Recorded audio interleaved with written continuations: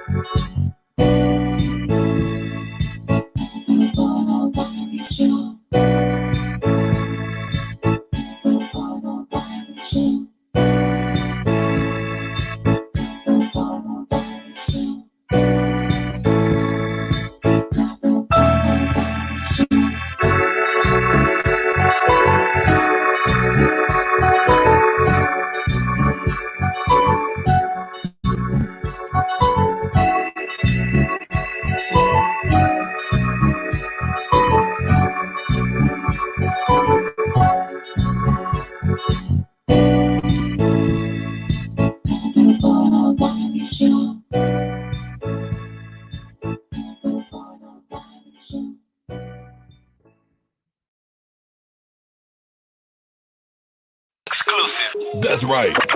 Bringing you the best in politics and celebrity gossip. This is the Wiley Show. Y'all need to listen to that, okay? Don't Keep it going. All right. Good morning. Ooh, yes. It is so good to be here. It is the morning time. So we are definitely want to say thank you to each and every one of the subscribers. 10,000 people have officially subscribed to the channel, and we thank you all for that. Thank you for the love. Thank you for the support. But like anything with an elevation, you always have to reach back and get those old good interviews. And I decided on today, in celebration of 10,000 subscribers, to show and restream an interview that I did with my mother 1 year ago, right?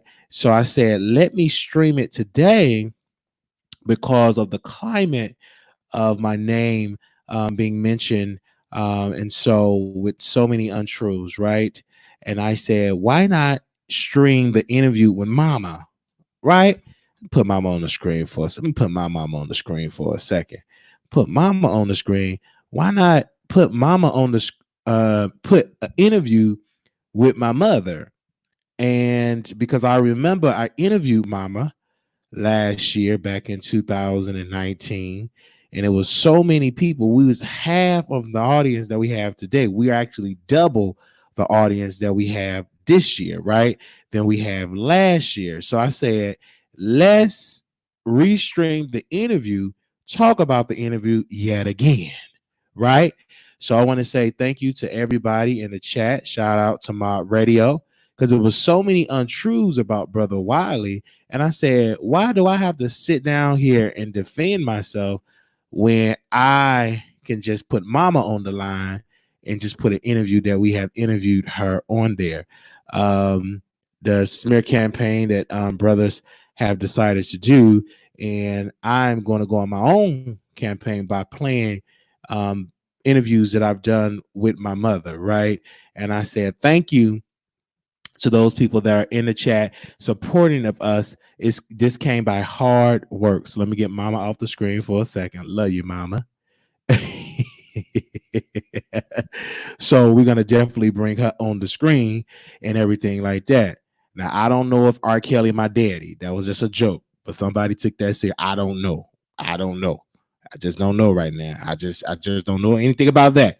I'm gonna just put it on the screen one more time. I don't know. Let me put that over there. I just don't know. I don't know if he my daddy or not. I don't know. So, but anywho, we gonna move on.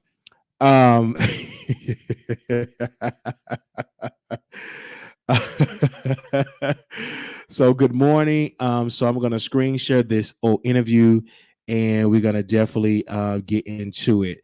So we want to thank everybody that were there with me through the storm. Thank you for those that been with me since the beginning. And I also want to thank my Blog Talk Radio family that follow me all the way from Blog Talk Radio. When I started in 2011, we also have family supporters that started out with me when I was on Blog Talk Radio, when I had 1 or 2 listeners, right? 3, 4 listeners, 10 listeners. And I thought we had millions then. But thank God that we are still here and we are yet growing every day. So we want to thank everybody for blessing us with cash apps and sending us super chats. We thank you for that. Thank you for those that are submitting stuff to the PO box, and just thank you. Nobody asked you to do it. You do it because you feel that it is the right thing to do, because you love the show. Many people talk about our audience, calling them old church women. That's a lie.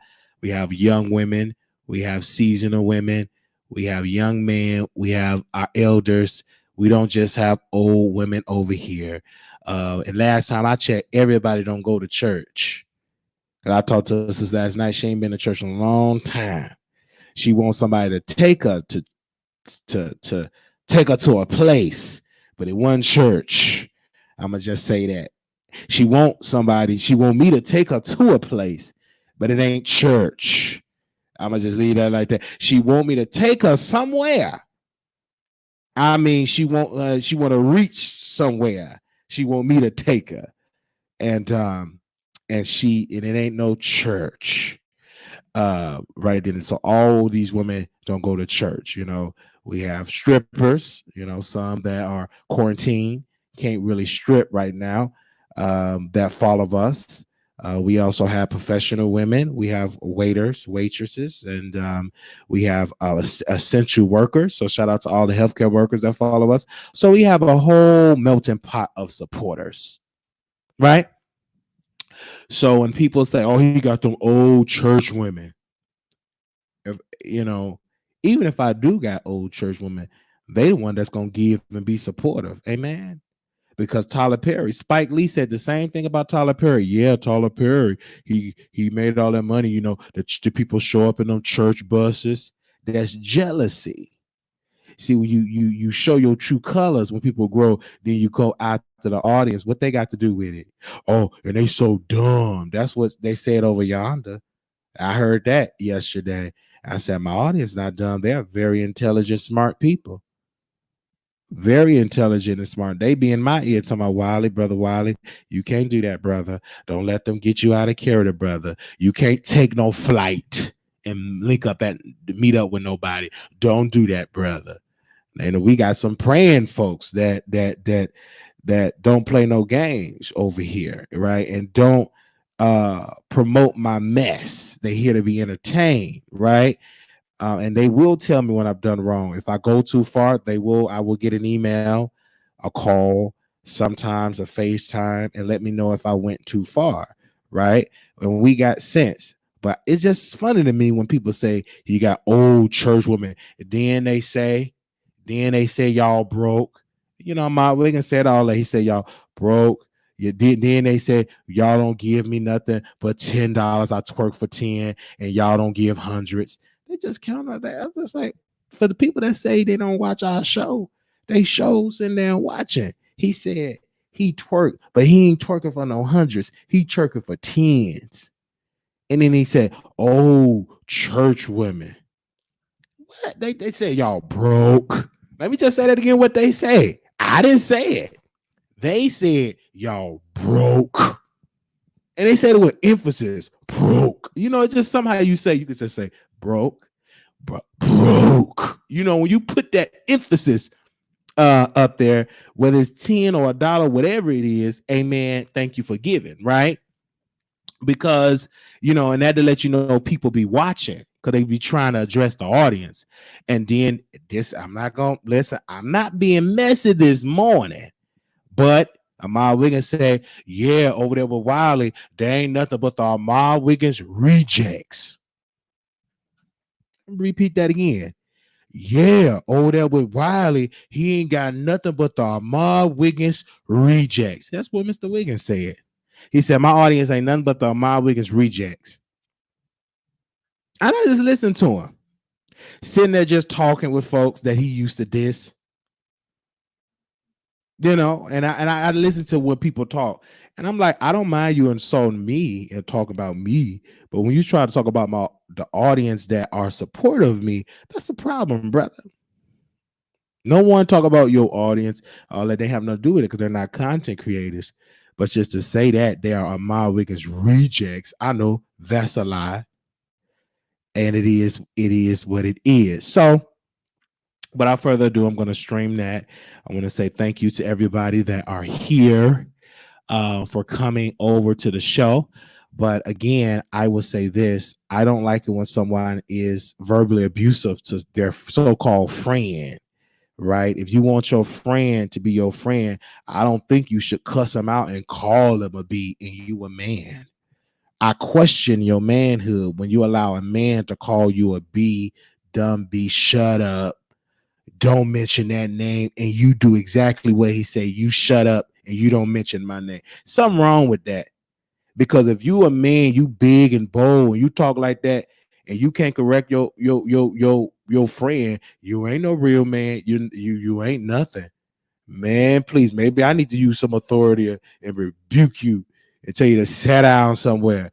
You got cussed out, talked about a show, called the show boring, got caught on tape that you just taped yesterday, deleted the episode.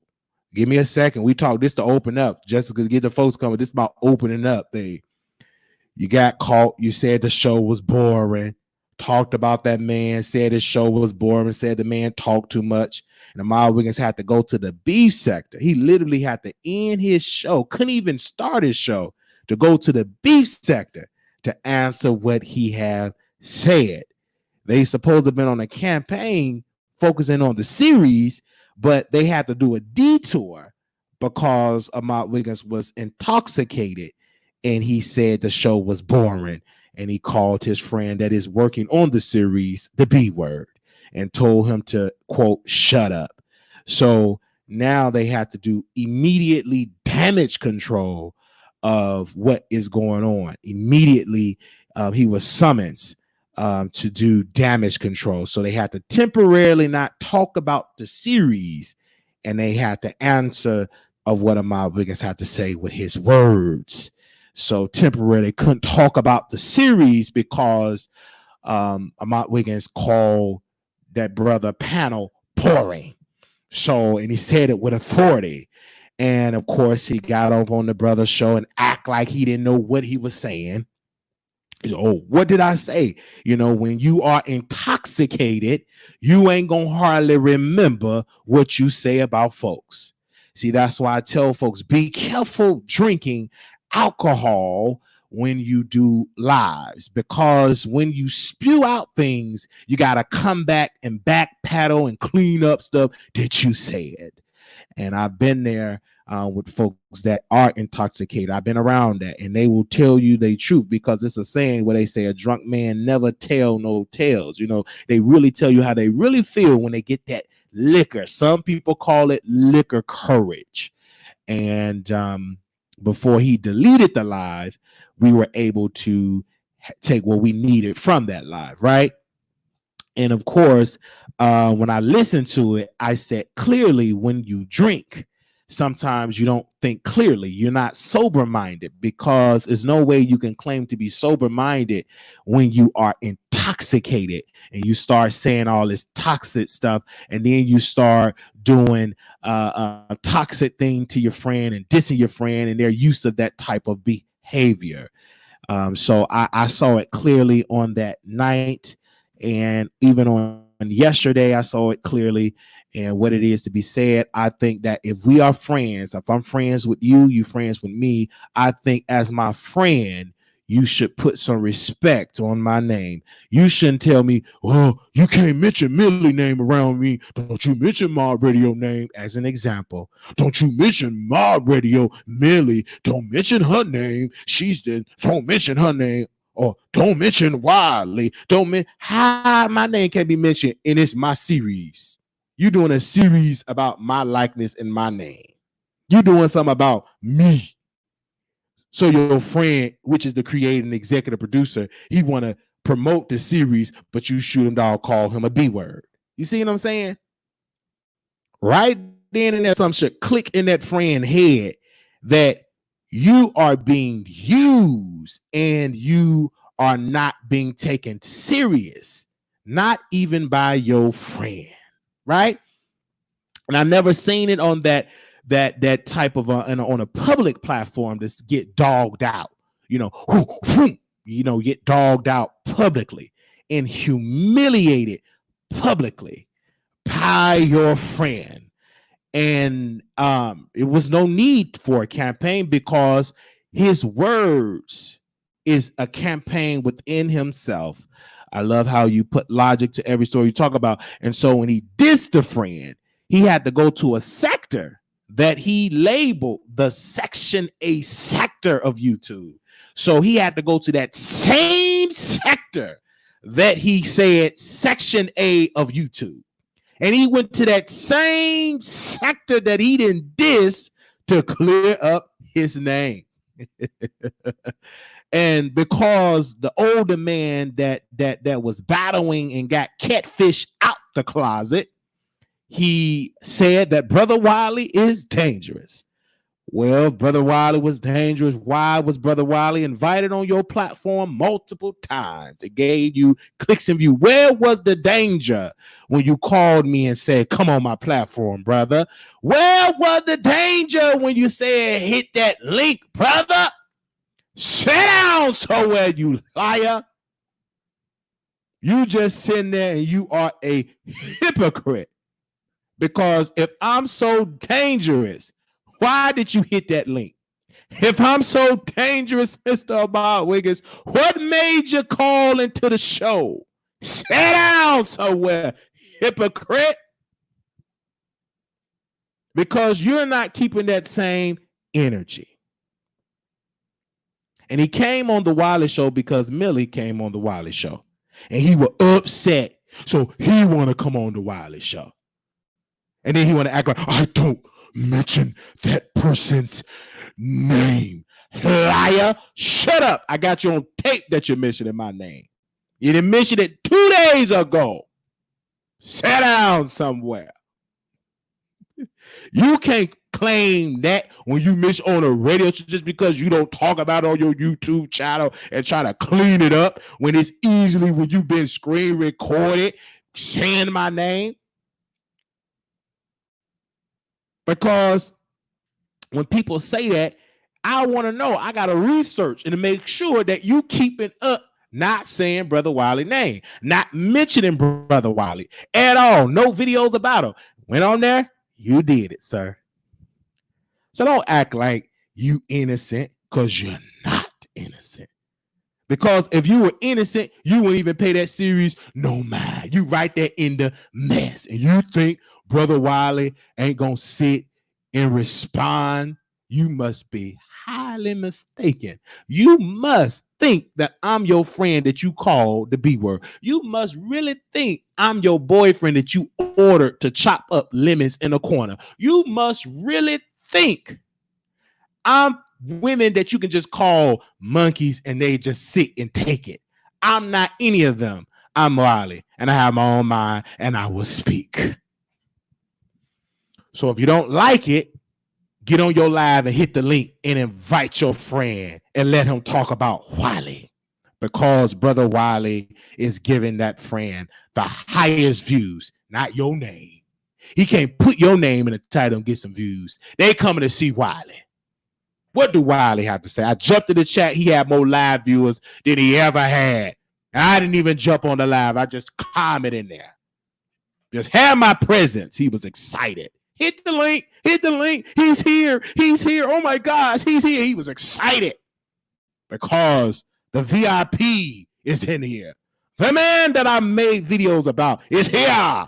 The one with the real talent is in the chat. I was in that chat. He was excited, jumping up and down. Connection was freezing. Armon Wiggins was excited. He jumped up on the live. I'm just playing chess by just sitting back, leaning back, and see how you just move. And you jumping on Jay Wilson. Oh, and I need to do this. And I didn't really don't understand. And I never go to that. I got you moving. You moving on platform to platform. I should be shaking. You the one that's doing the series, but yet you moving.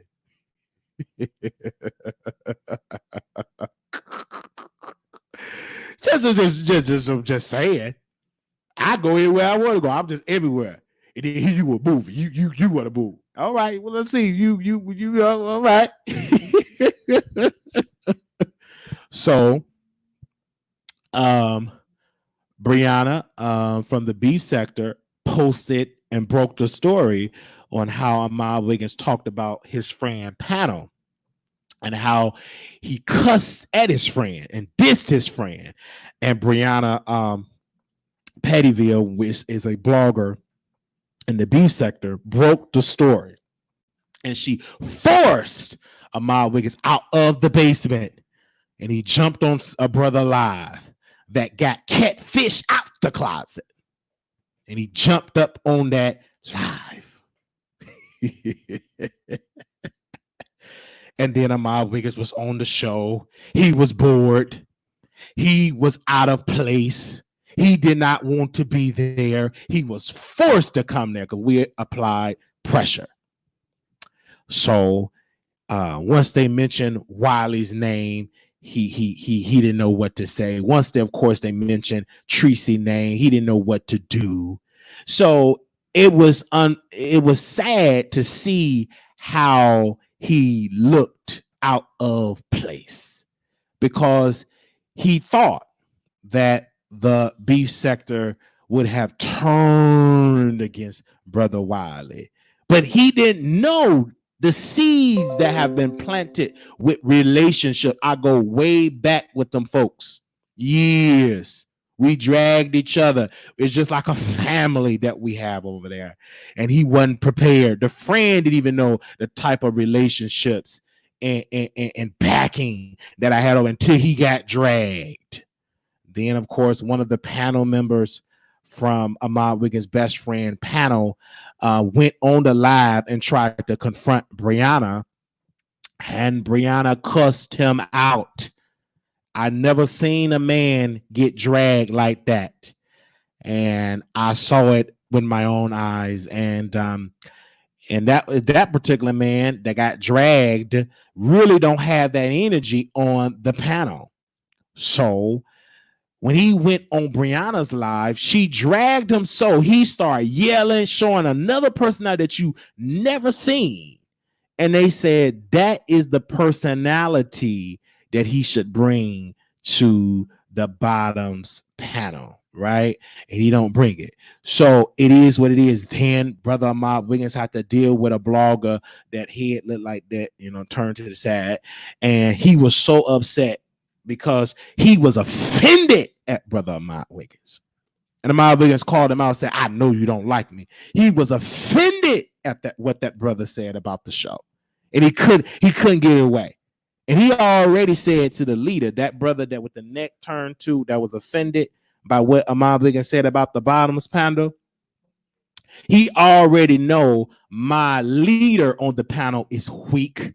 And he'll do anything for a coin, and he don't mind getting insulted as long as he get a click and a view.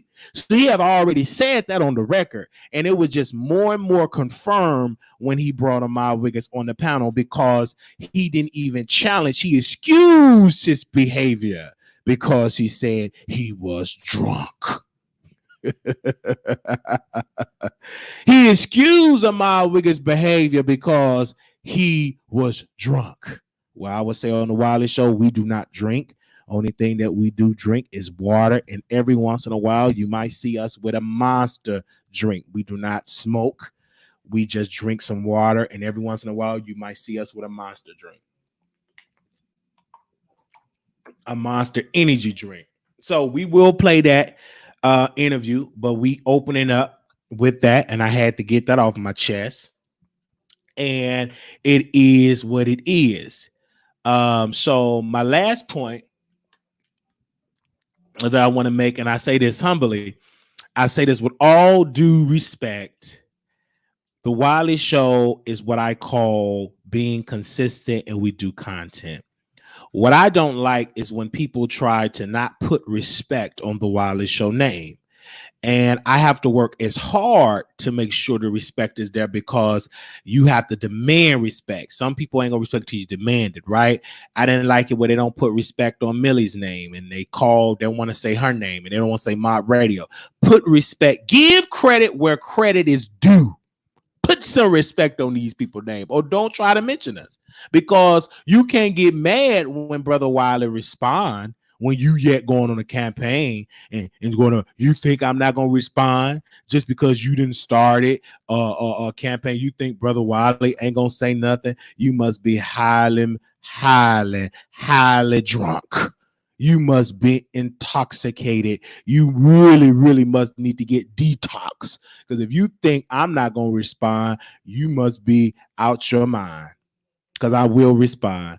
So, and we definitely want to say that. And I want to give a shout out to all of the mods. So I'm going to play this interview. We're going to sit down, hear that. We're going to open up the phone lines.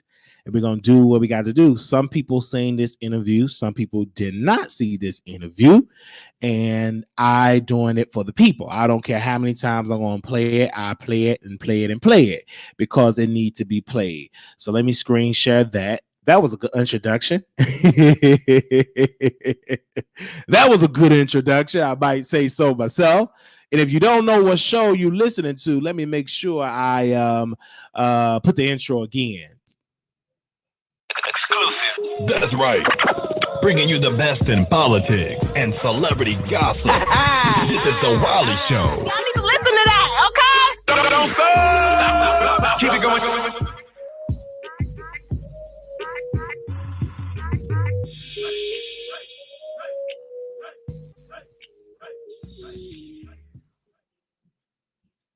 You know, I want to say that I have my mother on the line. Ladies and gentlemen, we are streaming around the world. So I have my mom on the line and we're going to have a conversation. It's going to be about 10 minutes where we're going to sit and we're talking. So Mom, how you doing? I'm doing good. Hey, audience. Hey, y'all. So I have you on the air because I've been blogging for a long time. I think you know that I do what I do. And the issue happened in Chicago. Order of protection was given. So I want you to give your honest opinion of why you and the family decided to get an order of protection against me. Well, we felt that I knew you was angry because of the church and all that. And I felt you just, all that anger built up and you just blew up, got mad. We all got mad. And Mama, you know, she up in age and we want her to be going through, you know, all that kind of madness. Mm-hmm. However, disrespectful, you know, you curse. And you know, talking to us like, you know how I am. But we cannot have all that in Mama's house. You know she's a Christian woman. Mm-hmm. She did me the same way. She told me if you can't stand the heat, get out the kitchen. I got out the kitchen. You gotta learn that you do have to respect. You ain't got to like it, but you gotta respect it. Especially when you in your grandmama's house. I don't care who else you in. In life, you gotta learn how to give respect. And especially to your elders. I don't care how mad you is. Mom and Daddy have made me so mad, but I still yet had to show respect. Because why? I ain't had nowhere to go. If they would have put me out, where was I gonna go?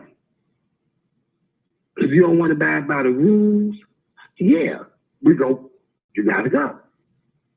You just felt you was angry and you was just, to me, you was just hurt. Hurt and anger don't mix together. Point blank, it just do not mix together. And you just needed some time. We had to, I felt Mama said to show you some tough love, and I did too. But all that's past us now. So now we can, since it's all past us now, we can work on trying to, you know, me and you, we've been talking and They getting along way more better than that last time we had our little thing with the police getting involved and all of that. But all this old crap about raping your grandmama, only sick people will come up with something like that. So you got to get out of listening to all that negative, stupid talk. Talking about raping your grandmama, that's a sick, very sick crap that they will come up with. Because now that's what they got out there. But we know you ain't raped mama. But you know what? People gonna believe what they want to believe. They'll believe any doggone thing. And you got to get out of what people say. The hell with them. You think and some of them is going through with in homes where they have family members that are raping and all this stuff. While they sitting up there just they ain't got nothing else to talk about. So that's what pisses me off. That you got to get out. Stop. Get out of people. That's what gets me angry with you. Get out. The hell with what they got to say. They got problems. You think they ain't got problems? Get out of what they got to do. These folks ain't relevant. Who is them? That's a lot of damn nerve. It really is. All the stuff that's going on. And they sitting here to dish out that type of lie. That's what y'all came up with. Okay. And I'm glad that you get out of people. And I'm glad you resolved that, because the reason why I'm doing this interview to explain to people, because a lot of people saying that we don't talk, a lot of rumors are coming out, and we do talk. Now, when the order of protection came out, and I was explaining to my audience that I did have a mental breakdown, I wasn't eating, wasn't sleeping, because I never was a cursor. I never was a disrespectful child. You wasn't. I was never you was the child I never had no problems. I can honestly say had no problems out of. That's why I knew someone right. I said, "Oh Lord, how much?" It was a lot. You was just doing way too much, doing all this work in these hours, day in, day out, and then you with the church and everything. Yeah, that probably was hurtful. That okay. Marquise, you can't sing in the choir. This is the thing that a lot of churches out here do not believe in the gays in the church and things in that nature. So you're going to go through that anyway. You're going to have to learn how to deal with that, because that's just how the world is. You got people that ain't even in the church don't believe in gays. So that's just something you have to deal with. I have no problem with somebody being gay. I care less. I can't put you in heaven nor can I put you in hell. You could be gay, you could be a transgender. I don't give a doggone. As long as you showing me respect, I can respect you. I look at you as a person and as my son. I didn't never had no problem with that. When you get people involved in it, that's when it really blows up and get out of control, because everybody got something to say. Everybody got something to say. So I can understand with the church, it's tight, but it's right. Yeah, and it really, I remember the day when they told me you can't direct the choir because of your sexuality. That hurt me because I grew up in the church. I was very active in the church. I would open up the church doors. I would help collect the offering. So it hurt me. And so with family, and it's also with families, you know what I'm saying? And so that really hurt me. And at that time, I didn't know how to express my anger. I didn't know how to express myself. I just went out ghetto and just started cursing. And I got that from you. Right.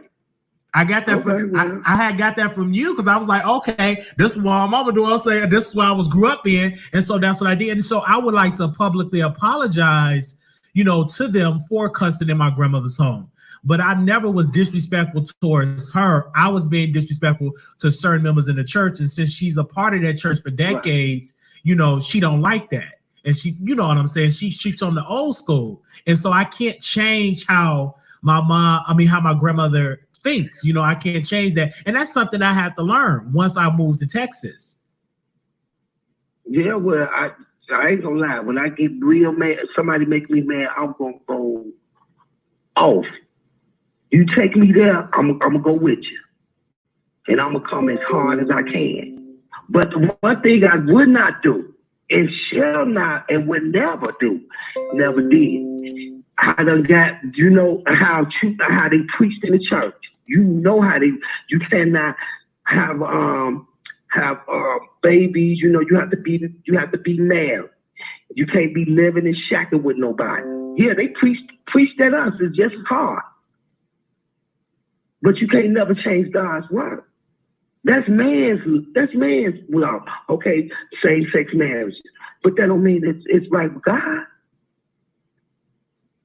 That's what you just didn't. I didn't understand that. I didn't want to, at that point. But you didn't. But the thing was, though, Marquise, you couldn't get mad. You can't change, but you can't change that. Right. Period. And I know that now, and I understand that. But I was angry. I was pissed.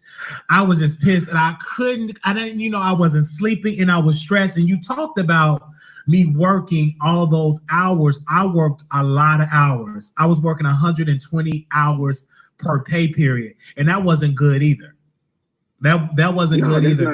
I mean, that just ridiculous. that was crazy. I don't know why you was doing that. I don't know. I can see if you had a lot of kids and you trying to work with a child, you ain't have no kids. You ain't have to do that.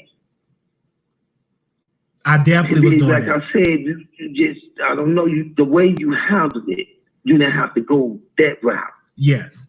And you know, I don't do no YouTubes and all, you know, some people, they ain't got that stuff, they whole life just around them. I got to see what's going on. That's why they come up with all this crazy crap. Yeah, y'all know I'm going to talk about y'all, and I don't care what you got to say about me, but you know, that's a little bit too much. That's just too much. That's too much doggone time. They just dedicate their time. I mean, hey, if that's what y'all choose to do, do you. But if you're going to do it about something positive. Do it to make a change. Not to be saying, oh, child, you saw my keys, woo. If you're going to, I mean, yeah, die. Do something that's going to make a difference. That's what got me. The way you went about doing it. And that's all people want to see, especially when the family coming like that. They were just eating that alive. But I bet out of all them folks, how many really reached out to you and said, you know what, brother, you're going through something. I'm here for you. I'm praying for you. I'm praying for your family, that you all come together. I'm talking about people that's true to you. It's not one. They love drama. And you know what? And that's one thing too about, you know, the church. No one reached out. And I really believe that they probably still love me, but no one reached out and said, you know, is he okay mentally wise? And so when I went to Texas and I went inside of a public library, it was a whole nother, and I went off. And so they diagnosed me with bipolar, and I realized that I have something that's, you know, that's not going right. And so I understand that now, that I have a lot of work to do, but I still not there. I still allow people to have words, and I still will go off because I when people say something, I just go off. I just when I go off, and then, you know, I always have to respond to stuff. I just cannot ignore that. I'm not there yet. Even though you tell me to ignore it, don't let the lies get to you, I still go off. Well, that's a process you have to go through. That's a process. But the one thing I am learning, get out of people. Get out of people. Get out of them. Trust me. Because they're going to always have something to say. Why give yourself high blood pressure? Because worry about what people say. They're going to always have something to say. They're going to have something to say after this video. They recognize this, that, and that. I ain't studying what people got to say. Because none of them they not paying my bills. They don't live my life. They don't know me, and I don't know them. Get out of people. You got to get out of that. And it's a process. you got to get out of. Yeah. If that was the case, my case, it wouldn't be no actors out here when they're look. They talk about celebrities. Look at the reality show. They would go on there, boy. They be on there. You see thousands and thousands of people spot. I'm like, God damn. They are like they getting the million. The way they spend the time. Why you think they got reality show? Because what do people like? Drama. They feed off of it. But somebody out there, one of your viewers, they done went through some stuff, what they found. You got somebody sick figure, like, well, you know what? They back, you know, they feeling themselves coming together. Ain't nothing a lost cause. I wasn't gonna never throw the towel in on you. And for them to say you, for people to be going out here saying stupid stuff, you rape your grandmama, that's just sick. They should be shaming themselves. That means they ain't had, that's all they could come up with. They couldn't come up with nothing else. So you can't worry about that. We know the truth. As long as we know it and God knows it, that's all that matters. The hell with them. I don't care what they think. Maybe they got some stuff, somebody might have got raped and they found trying to put it on somebody else. Just said, well, let me take this person down with me. Let me make up this lie. You never know. It is what it is. I'm just enjoying we this. had our issue. Yes, and I think every family had an issue, and I apologize. You know what I'm saying, to the family for putting the information out publicly, because I have a show and I put the information out publicly. And let's talk about Armon Wiggins, because everybody is talking about that interview that you and Tamara did. Why did you do the interview? I did the interview to really, a lot of anger was in me because I was the actor. Yes, I was angry. All this stuff building up. I'm trying to do this and I'm trying to do that.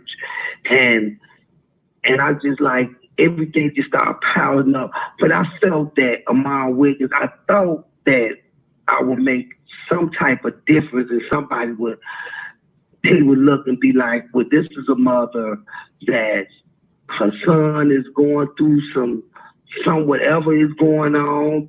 Everybody going crazy. The family is just going up, went totally crazy. And I said, but the conclusion of all of that went on, maybe it'll help somebody else, is that you can rebuild your relationship. You might set things out of anger. You don't mean them. Like, I didn't mean a lot of that stuff I was saying. I was angry. I was angry. I was livid. I was totally livid. And I said, let me go and clear up some stuff, because some of the stuff you were saying was way gone. And like I said, I do not have nothing against gay people. You tried to make, she hate me because I'm gay. And I knew that was totally untrue. I'm your mother. I knew before you even told me. Look, you're my son, and I'm going to love you no matter what.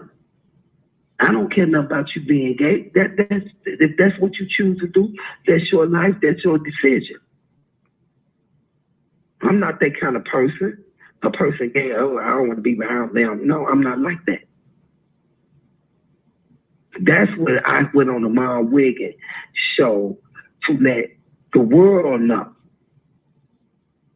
But calling somebody fag, some people took that like, oh, she gay bash and things, and I was angry. Mm-hmm. I was angry. If a game bang, I was the third bastard. I was angry. So you know I was gonna go there. But I have nothing against gays, transgender, nothing at all against it. Mm-hmm. Because when you I believe in gay rights. I totally believe in gay rights. Because when you went on a Mama Wiggins show, that hurt me. Because that felt as though like, wow, my own family, it really hurt me. Even though the stuff that I was saying, because now that I'm sober-minded now, it really, really hurt me that you and my sister went on that show. And you hurt. We felt hurt. And I hurt you all too, and I apologize for that because I've said some evil stuff. And I felt really hurt because I'm your mama. I'm like, oh, this boy, oh my God, it was just like you couldn't really absorb because I never, like I said, I never had no problems out of you. You was the one like she never cursed. You ain't never cursed in front of her. If you cursed, I would never know. So all that went down. I knew you was mad, but I said, my goodness. So I got mad too. I said, okay, I'm gonna give him a piece of his medicine too. Yeah, you did give you a piece of it. That's how I felt. Because I couldn't get to you. But you didn't want to go walk. But I couldn't get to you. Yeah, because I'm like, Lord, this is crazy. And you know, I don't even do the FaceTime, live videos. I don't do all that stuff. That's how that was way out my that show. I'm like, oh Lord, I don't even know this man. And I'm on here. I said, I'm totally out of character. And I had to be angry. Yeah. You really was. You really was. And I was angry and I apologized. And I was so upset because I really love my grandmother. I really love her. And I miss her. And I felt as though that, she didn't call anymore. That was really, and that added more depressed. And so everybody kept asking me about the library situation. They said, how can that be? I'm like, it was a lot of hurt and a lot of pain.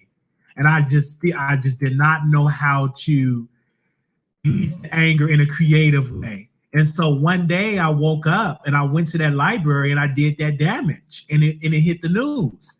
And they diagnosed me with bipolar, but you believe that I don't have a mental illness. You believe that I just need to focus on positive, do the show, and not really focus and get in tune with that. Yeah, that was with the library that I knew then. I said that this to break it. This it. And hopefully you would get some type of help. Whatever is really going on, I knew you needed help. Cause I was like, oh my God, that ain't my son. I'm really just, wow.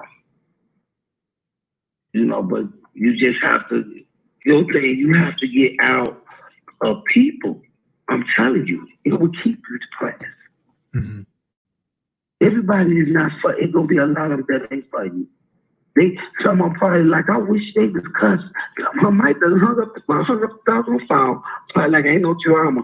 Because, people feed off of that. Some, they feed off of it. They have to have it. That's just how they are. But I don't know. But you know what? But we went through that. Only thing it does make us strong. Make us strong.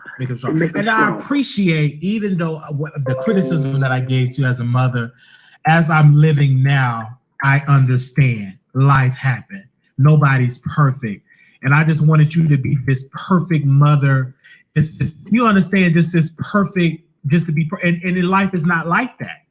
And I had to come to that conclusion that my mother is not perfect and I still love her. Because I was angry at all your faults. I tried to call it out and I was like, oh, and I built it up. And I should have talked to you when I was younger. But there's a lot of things that I wanted to talk to you about. I just did not talk to you about it. I covered it. You kept all that stuff bundled up. I did. And it took years. And then one day, 2 years ago, I just had a breaking point. And I would go to church. Now, the church knew what I was going through. The only thing that they said was just get on the altar. But they never said you need to have a conversation with your mother. You need to resolve the hurt. You need to resolve those issues. The only advice they could give me is just get on the altar and get Jesus. But they never said you need to resolve the issues with your mother. That was never the conversation. Because I was angry. And then I was so angry at women. I just did not like women at all because I just didn't like my mother. And so once I got to the conclusion, I started to love you and I started to appreciate you. And we started working on our relationship. I'm starting to love women now. Because at one point I hated women. I just did not like women. Because you was my example. Because I this. Mm-hmm. As long as you know, you learn from it, you went through it, and you still a work in progress, but it didn't take you out. Yeah. Some people don't have that story. Some have committed suicide. Some have made it.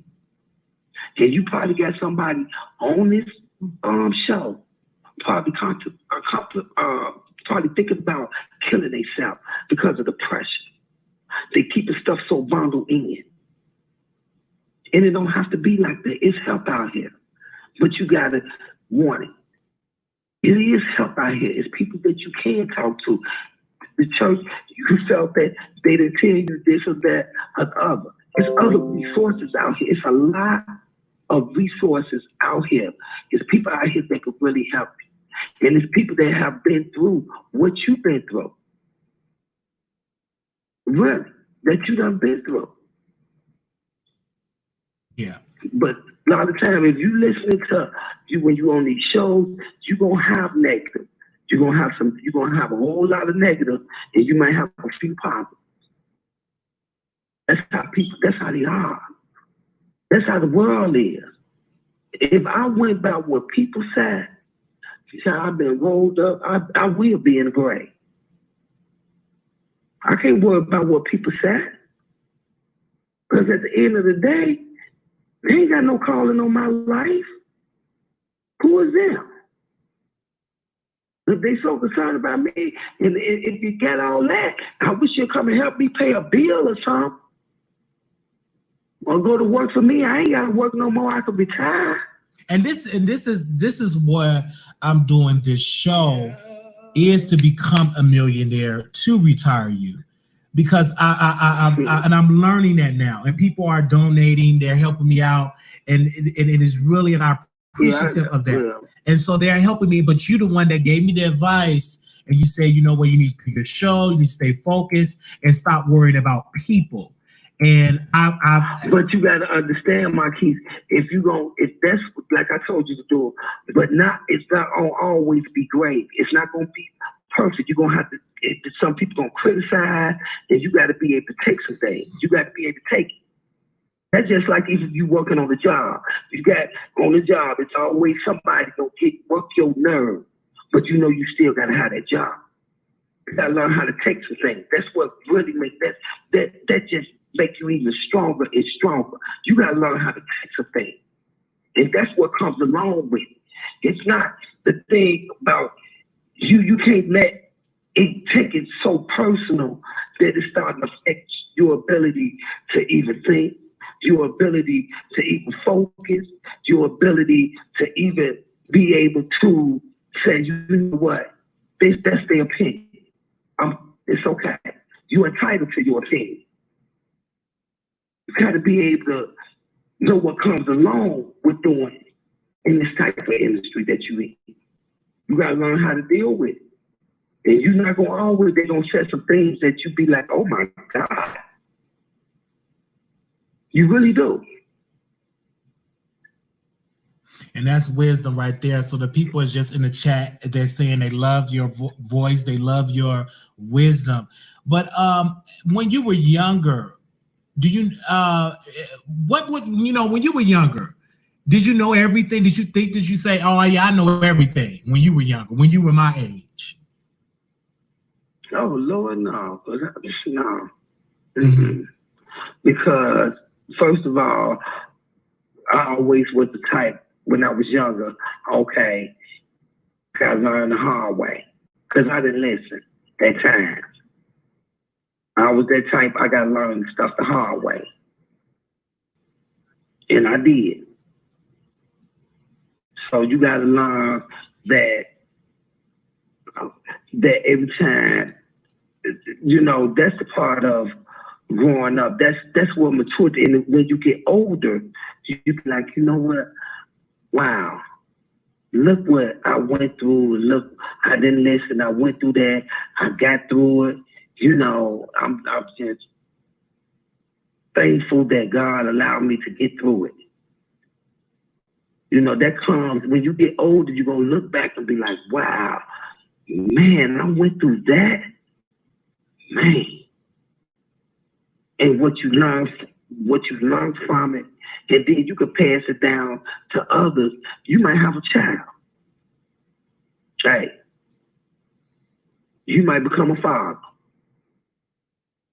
And you will be able to teach your child when what's going through their process of life. And it's not going to always be gravy. Life is hard. It's not just hard for the young, it's hard for the old. It's just with your age group, it's more harder because you feel it's no way out of it. I ain't gonna never get past this too much. But you do. You do get past that. And you be like, I made it through. Wow. Ain't that something? I'm more strong than I thought I was. I made it through all of that.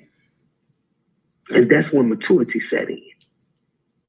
It really sets in.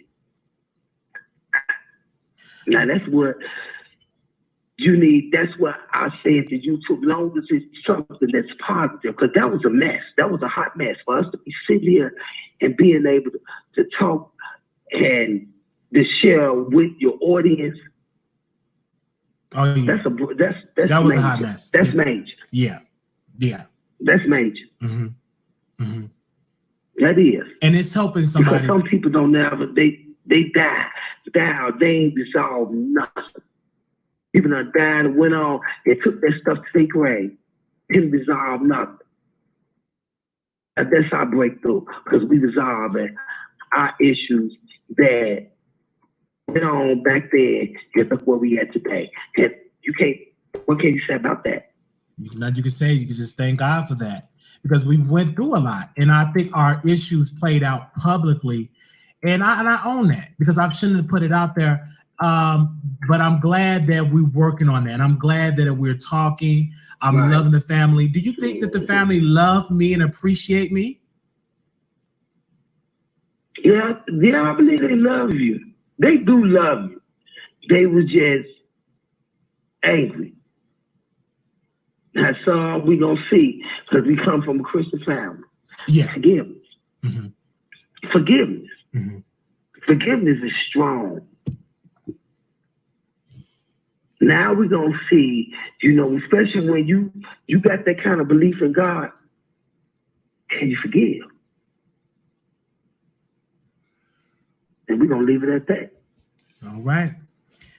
I want to thank everybody that's tuning in and watching this. She got to go. She can't be on here long. Some people say, can they ask some questions and call in? But she got to go because she got to work in the morning.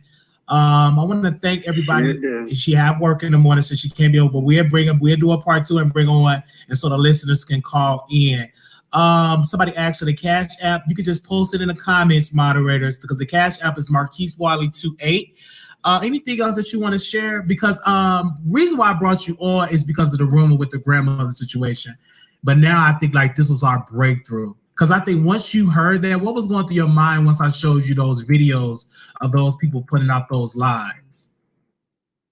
I mean, that made me mad. Like, wow, they would say something like that. What type of people would say something like that?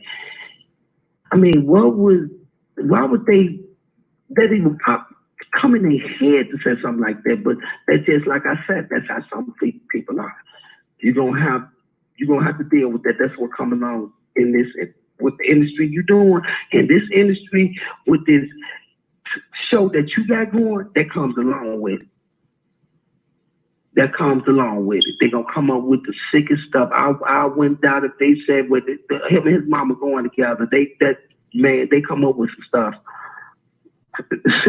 I don't know. It just pop stuff. Just pop the first thing pop up in their head. There they go with it. They run with it.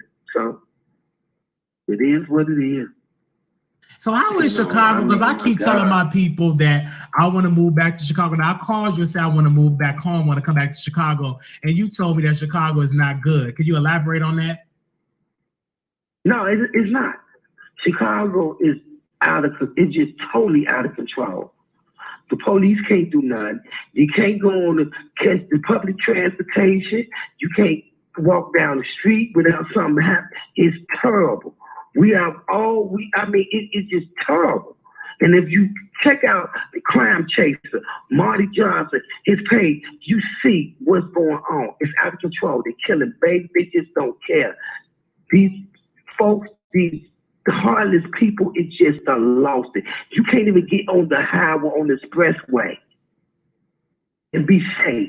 They shoot people on the expressway. Just weeks ago, a 50-year-old postal worker got shot, killed, coming home, driving from work. They done, it's out of control.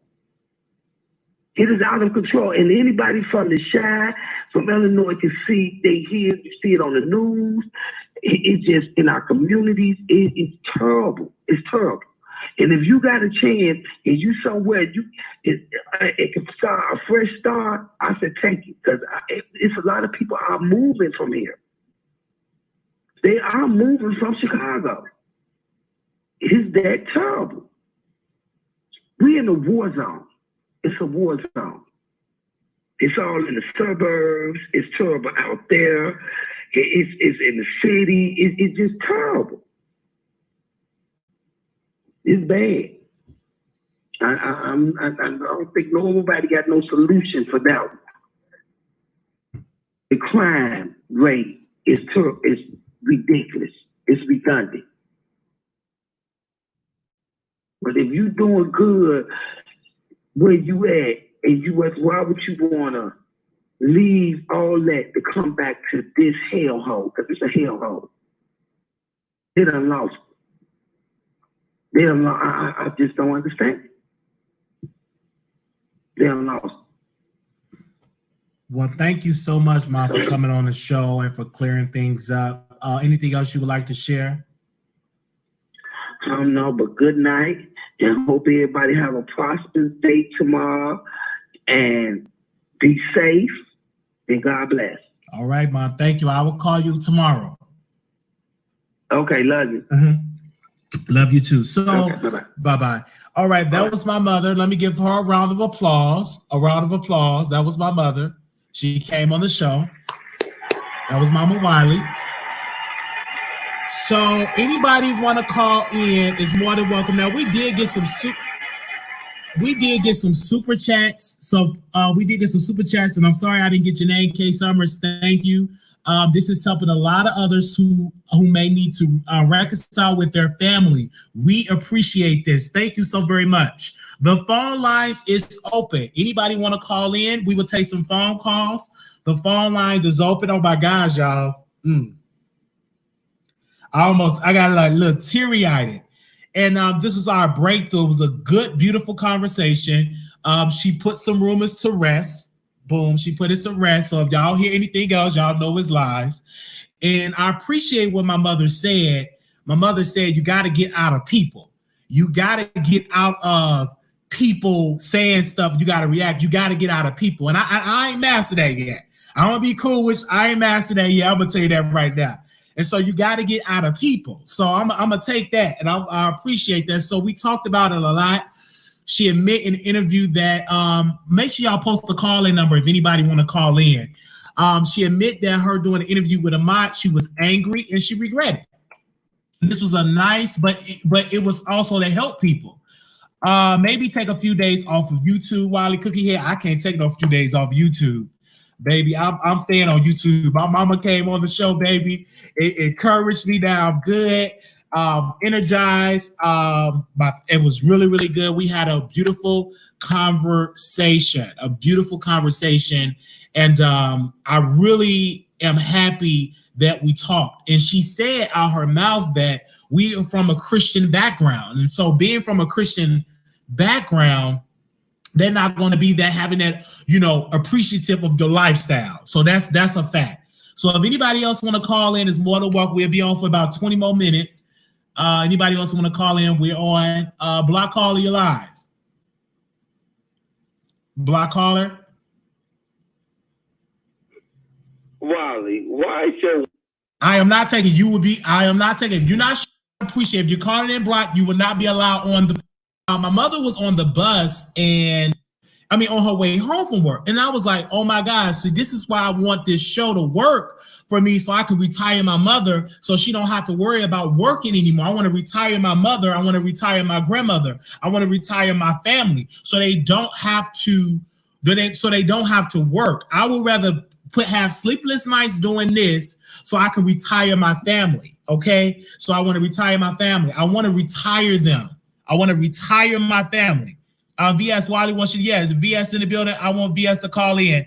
Wiley, what VS to call in if she's able to call in. I want her. Okay, so I just want to put for the record, this interview was last year, so this is not the VS calling in right now.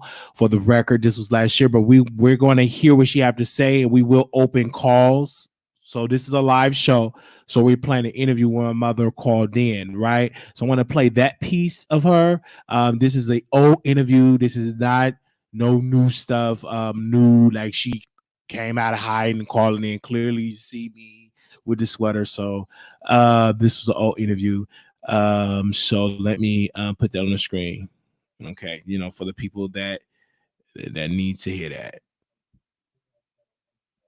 Okay, let's go to that, and then we will open up the lines.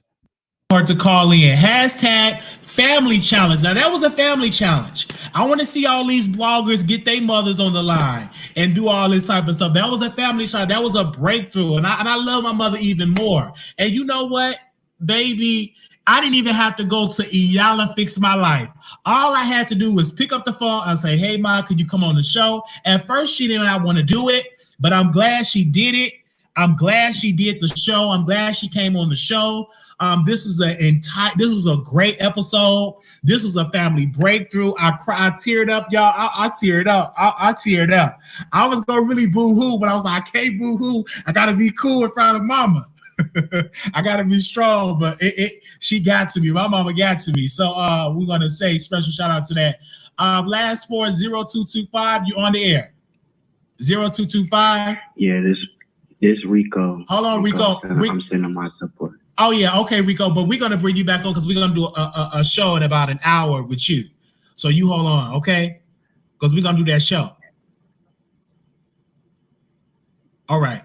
So I'm gonna bring VS on. But thank you, Rico, because he's sending his support. We got to do a show with Rico. Okay, I got time today. So here go VS. VS, you is on the air.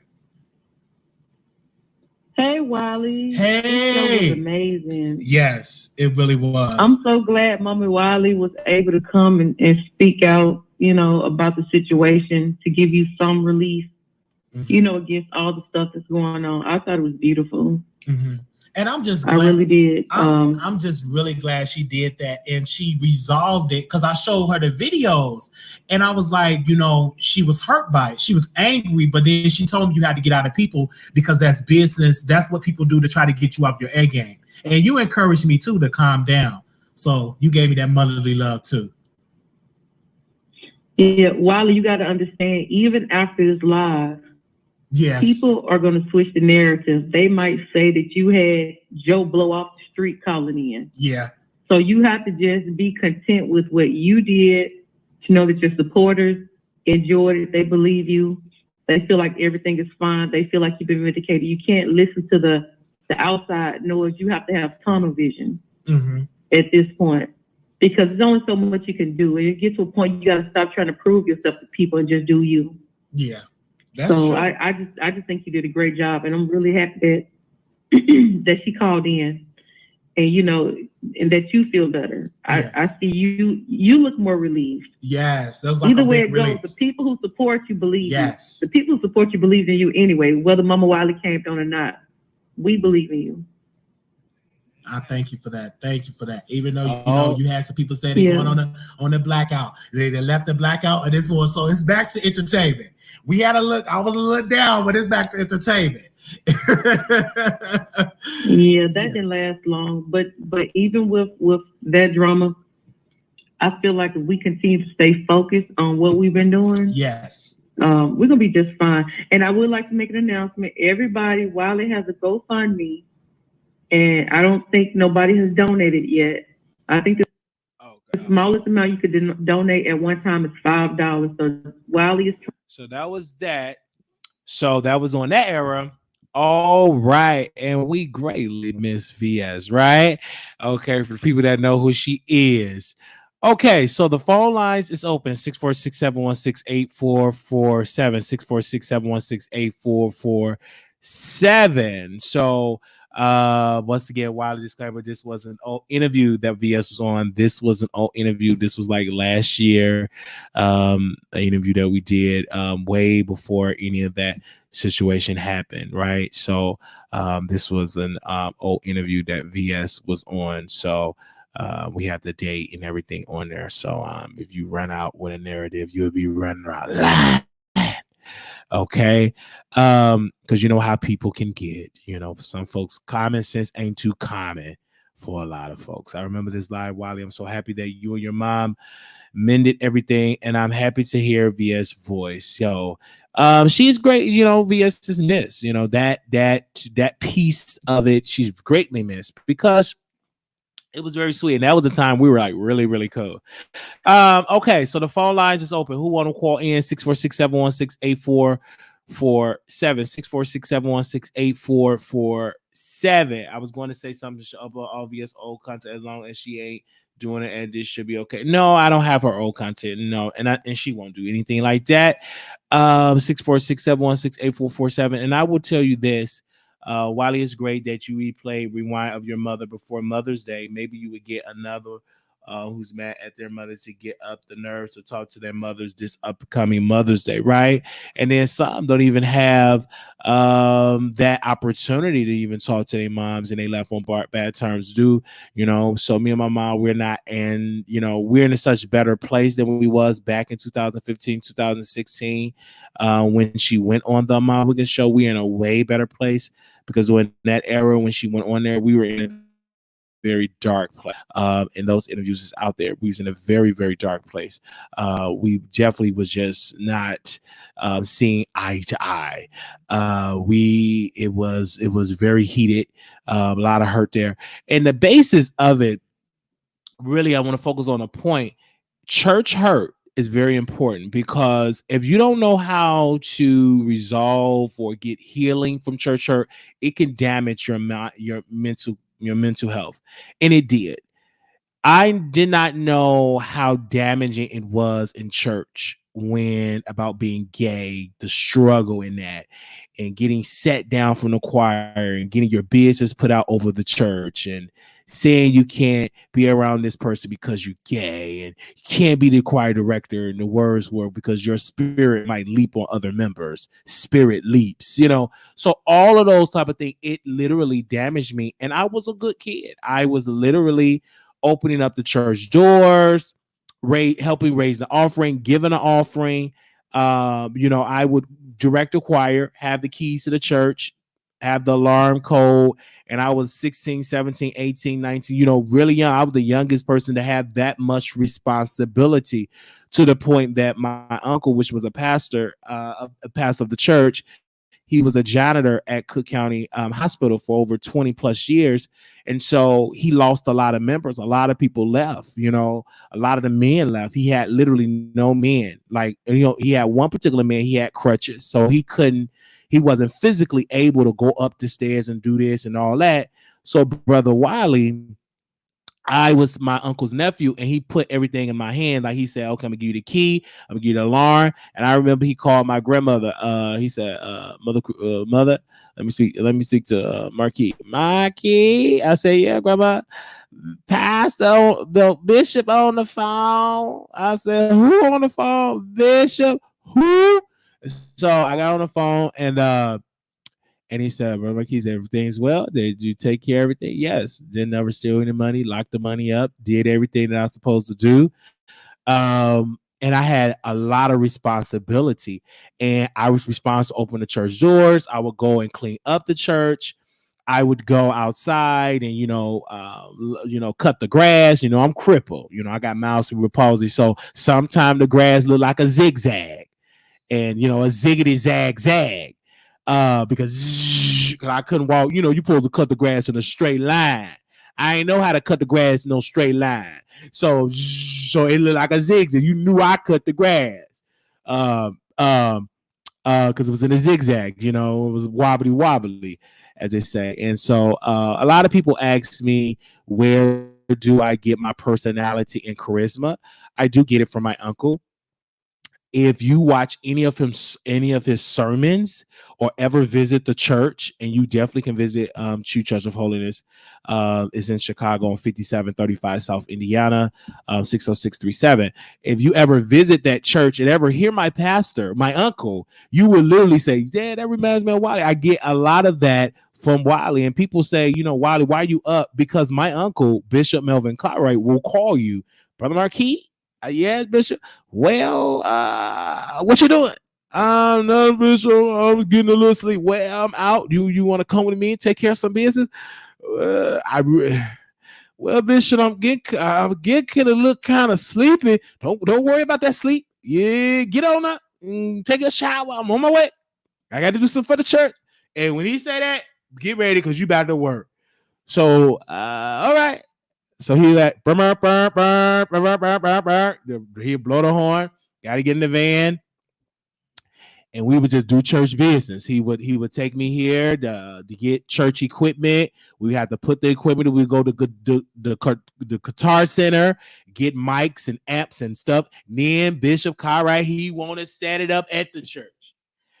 Today, not tomorrow. Well, Bishop, can we set it up tomorrow? I'm kind of sleepy. Don't worry about that. You sleepy?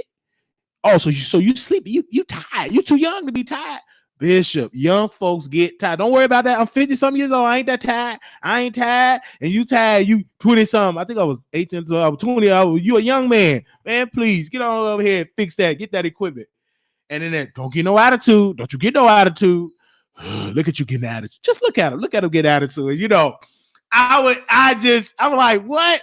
But now that I look back at it, I thank him for that because it kept me out of gangs. I couldn't have no time to join no gang.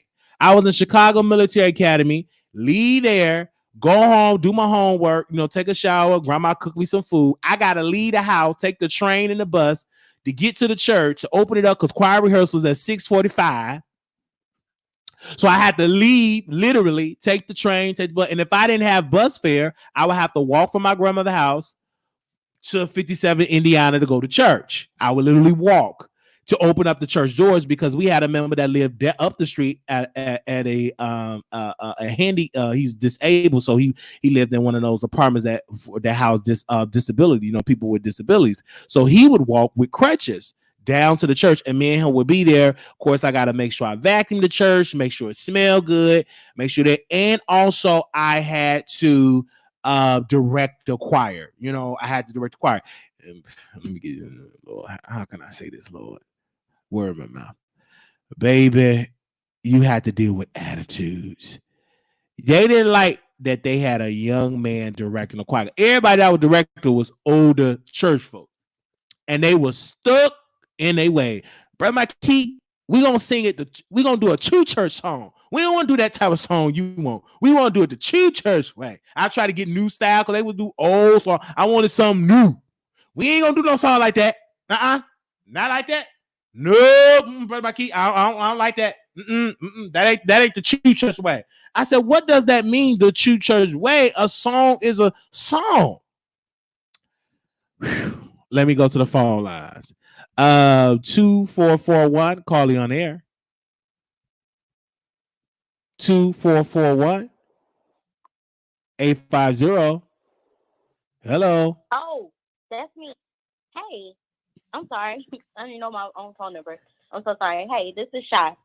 Go ahead, Shy. Okay. So yeah, I was just listening to your story about your experience at the church and in Chicago, and I feel like your story is not unique. There are not to take anything away from your story, just saying that a lot of people go with that.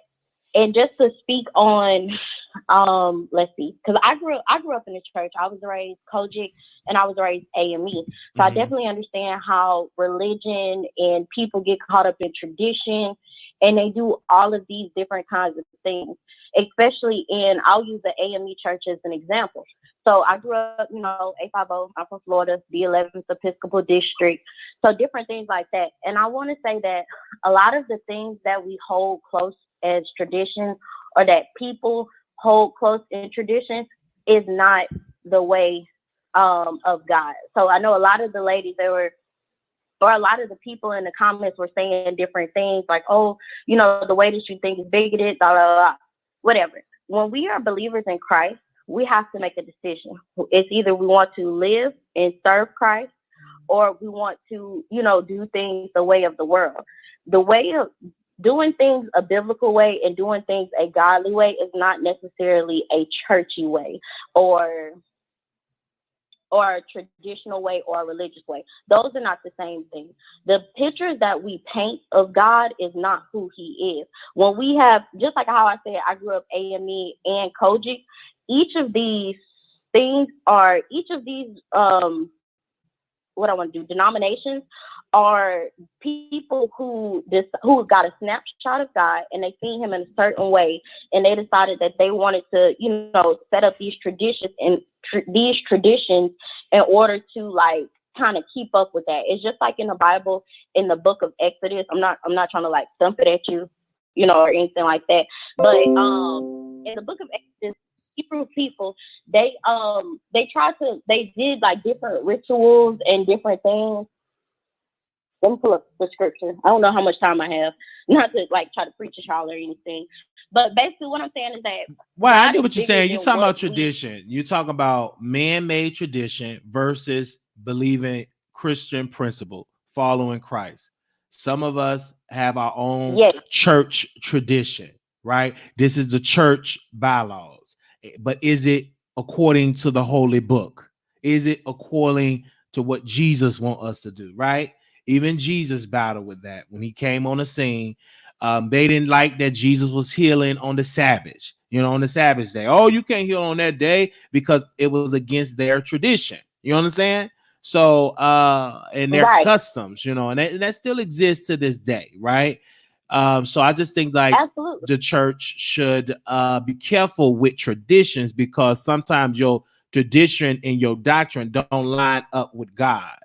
That's what you want to do traditionally. Exactly. A lot of the church people are like a lot, and I hate that you know, that they approached you in such a hurtful manner, and they like, you know, basically from, I didn't listen to the whole thing, but from what I gathered, because I was in and out, you know, I'm cleaning, I'm washing clothes, and doing different things. But the way that they approached you about it, and I feel like you didn't have that support that you needed to get you through that difficult time. No, it's damaging. While you were still figuring out. It's damaging when you have, especially when you're young, and for something that you love, I fell in love with the church, with directing. I fell in love with church, right? And that was my uncle, and that was my pastor. So when you get set down, and the reason when you say, "Oh, spirit leaps," "Oh, you gay," I don't want that to leap on the choir. That's very hurtful. And it's damaging to a sense, because you start to question, is there something wrong with me? Do I have something, you know, you start to question yourself. You start to struggle with decision making, and you struggle with that. And it took me a while. To this day, I'm still working on that to resolve that. So it is what it is. And I'm not even in the traditional church anymore. Like the regular traditional church. I have my own relationship with God. And because until I find the right church that will feed my spirit. Do you still live in Chicago? And no, I don't. Not to be all in your business. No, I don't. And my spirit, my physical, everything, you know, because some people go to church and it damages them mentally. Some churches will damage you. And if you're not careful, because every church is not God's church. Every church is not set up to strengthen you. Some churches are just evil, not all, but some, and you have to be very careful with that. And especially, I've seen a lot of people that are part of the LGBTQ plus community suffer because of from church and different things. And this is not it's not how you do it, it's the way you do it, right? And I've seen that gays get targeted, but the backbiters don't get targeted, or the fornicators don't get targeted. Let me say this. You don't has to go back with the spirit of religion. So I definitely understand what you're saying, but I feel like as Christians, there is a standard that we do uphold, and there is what the the good book says. And just like how all sins are equal, like it's not okay for you to be, you know, a homosexual and still, like, you can't serve two masters. Like, you can't serve yourself. Like, it's not of God for you to be a homosexual, just like it's not of God for you to be a liar, for you to be a thief, for you to be, you know, any other negative thing. You know what I'm saying? Like, you shouldn't be jealous. All of these things are the same in God's eyes. So I don't think it was wrong for them to sit you down. No, it is wrong. And let me tell you why. Because if you sit down a gay person, then sit down the adulterer. You can't. It is wrong because you only you're being selective. You should sit down the adulterer. You have to sit down everybody. And you know what? If you're against sin, sit down everybody that's in sin, right? But if you're not gonna sit down everybody, then don't. If they weren't sitting down everyone, then no, everybody don't get sit down. They were definitely wrong. They didn't sit down everybody. Right, and that's what I'm saying, and that's what a lot of the hurt comes from, because people will say, like, how are you targeting this, but you won't target this sister? You know what I'm saying? And that's the energy where I tell people, if you are against sin, then keep that same energy for everybody. It shouldn't be where your messages and your target is just homosexuality, but everything else, I understand, it's okay. It ain't that bad. I even heard a preacher say, well, yeah, you get a woman pregnant, at least you straight. You ain't gay. So it ain't that bad. Yeah, no, they were wrong. They were 100% wrong. If they targeted you exclusively because you were homosexual and they were also living in sin and doing other things, then they were definitely wrong. If there were fornicators, if there were adulterers, if there were liars and like people who are actively living lifestyles in open rebellion of God, they should not have been up there as well. And that's what a lot of churches do. But that's what a lot of things is. Yeah. Go ahead, sister. Yeah, that's what a lot of people do. And people like to equate church with God, and it's not the same thing. So what I always tell people, because I was a member, am a member of a strong church. You're from Chicago, so I'm sure you've heard of All Nations Worship Assembly. Yeah, that was with Pastor Stevenson. Is that no, I'm not. Yeah. Pastor. Is that Pastor Stevenson? Did I get it? Stevens, yeah. Yeah, okay, yeah. Go ahead. Yeah. Dr. Stevens. Yeah. So, and I know to the one that's in Alabama. So I understand that. I feel like when you have to set up, it's sin across the board. Like, holiness is still right. So living a lifestyle of sin is not going to be right. If you believe in God, and a lot of people don't believe in God like they say they believe in God, and their lifestyles reflect it. And that's not a attack on the LGBT, but that's an attack on a lot of people who do a lot of shifty, underhanded things. If people truly believed in God like they said they did, or people truly had a relationship with God, or truly even read their Bible, and that's and we're going to talk about, I'm talking about the Most High, Elohim, I'm talking about God, but then also people who also don't have a spiritual understanding. They don't understand that the life we live right now is only but a vapor. It's temporary. I feel you on that. We serve God, and He is God of gods, but there are other things that go on as well. So if people had a more whole sense of being, a whole sense of self, a lot of the things that go on in this world and a lot of things that people do, the self-destructive behaviors that are happening, would not be happening. All right. Thank you so much, sister. All right. So thank you, sir. Thank you for calling in. So when I was directing a choir, we ain't gonna do that tone that way. So it was jealousy, strong jealousy. And I've always dealt with people that were, especially that were older than me. So I was young, directing the choir, about 18, 19, 20. I was really, really young. Because someone passed away. And we lost a lot of members. People left the church for whatever reason. So I told my pastor, I said, why don't you combine the youth choir with the adult choir and just make it the True Church of Holiness choir? Why don't you just combine both? And he said, well, that's a good idea. Let's do it. And I offered to direct. So I direct the choir. And because of my energy and because of how I knew how to direct, and people love the way I praise God, etc., it just lashed on like Brother Marquise can definitely direct the choir. Like, he definitely needs to be the choir director. But it was some people I just did not get along. Some people just did not like me because I was young. And I've learned early on that some elderly people are intimidated by young folks. They don't like that. They don't like to be told what to do from young. They think they older. They think they know it all. So it is what it is. And I clash in choir rehearsal. It was arguments in choir rehearsal. And mind you, these folks supposed to have Holy Ghost filled, fire baptized. Get mad. I seen folks argue, and these folks you couldn't beat them shouting and speaking in tongue, getting attitudes, rolling their eyes, and just etc. And they just did not like the fact that I was directing the choir. And I told the choir president, which was my best friend grandmother. I told her, I said, sister, I'm the director. You mean you're the choir president, but you have to listen, sister. Like, and she was a mean woman. So it was one day somebody made a sign for the church, and it was her sign. And she said, Brother Marquis, you better not touch my sign.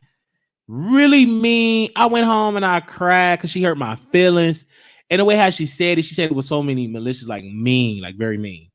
So of course I told my grandmother, my grandmother said, why you crying? I said, this sister said it to me, and I was her. Like, she didn't have to do it like that and then try to embarrass me in front of everybody. And so I remember my grandmother took her to the room and talked to her and say, sister, you need to apologize because what you said to that brother, you were wrong. So she apologized. That was the first time. Then she did something else, made me cry again. She yelled, she got mad, and just really got mad. And she battled with it. And then once I've gotten older and I realized that she got delivered from drugs, but let me give you the backstory of this sister. So I understood why she was so angry. She got married. Her husband left her. Then she got married again. It didn't work. Her husband left her because my Bishop Cartwright, he don't believe that people should be in double marriages. Meaning that if I get married with a wife, with Sister Wiley, I get married today and we divorce tomorrow, I cannot get married until she die. That's what they believe over there. So if you pick up another wife, he will not go to marry you. He will not counsel you because it's against what he believed, right? They say in scripture, he don't believe, he says against God, double marriages. So that sister that had an attitude with me, she was disobedient with the bishop, my uncle, and she got married anyway and got married to another man, even though she was taught not to get married again and do double marriage because her first husband is still living in Mississippi. So it didn't work. She was already addicted to drugs, 85 pounds in Chicago. She was a prostitute, etc. She gave her testimony. God delivered her. She got on the altar. She got filled with the Holy Ghost. God delivered her of the drugs. She had a daughter. Her second to the oldest daughter actually got addicted to drugs. And my former best friend, his sister, was born in prison. She was born there. So she had to get custody of the sister as well as my friend. He was the same age as me. We actually went to high school for a little time together. And she always wanted a life outside of raising her grandkids. So her daughter got off the drugs, we thought. And we worked at Chili's together. She was a server. She got me and my former best friend a job there at Chili's. Of course, the recession hit. Then I quit because they didn't want to give me no hours. I haven't really seen her. I lost in touch. So I went on 59th and Ashland. It was like a CVS or a Walgreens right there. And I saw her like on drugs. Like I knew that she was back on drugs. Because the way how she came to me, I'm like, well, your car, her skin wasn't together. I just knew she was back on drugs. Her son, which was my former best friend, he left to Virginia because he didn't get along with the grandma, the one that had made me cry. He left because it was so much family drama. He just packed his bags up, took a plane, left Chicago, went to Virginia, right? And she was mad about that. So his mama, fast forward, I saw her one day. I had on my all 3-piece white suit. It was a communion because we were all white for communion. And she said, tell my mom I love her and everything. And I said, okay. And I told her mom, and her mom said, she said, Brother Marquise, did she have on clean clothes? I said, no, sister, she didn't. But I did tell her, to come on to church. That was the last time I seen her alive. Then a couple of weeks, maybe a month later, she passed away. She OD'd from drugs. So she passed. That daughter, she passed away. So all of her kids literally had to go to the grandmother. So now you already had my former best friend, his sister. Now you got the younger siblings in the home. So I started to realize from her why she was so angry. And she was so mad because she would say over the church. Everything that I repeat, she would say it over the church. Saints, I would never forget she said this. I don't want them. I don't want these kids. I want to live my life. I'm only doing this because, Bishop, you told me to do this. I want to live my life. I just don't want to do it, Saints. I want to get these kids up.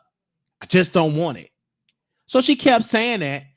And I told my grandmother, I said, Grandma, I don't think that's healthy for her to get over the church talking about she don't want her kids, her grandkids, because that's damaging. Who want to sit there? Everybody know your grandma don't want you.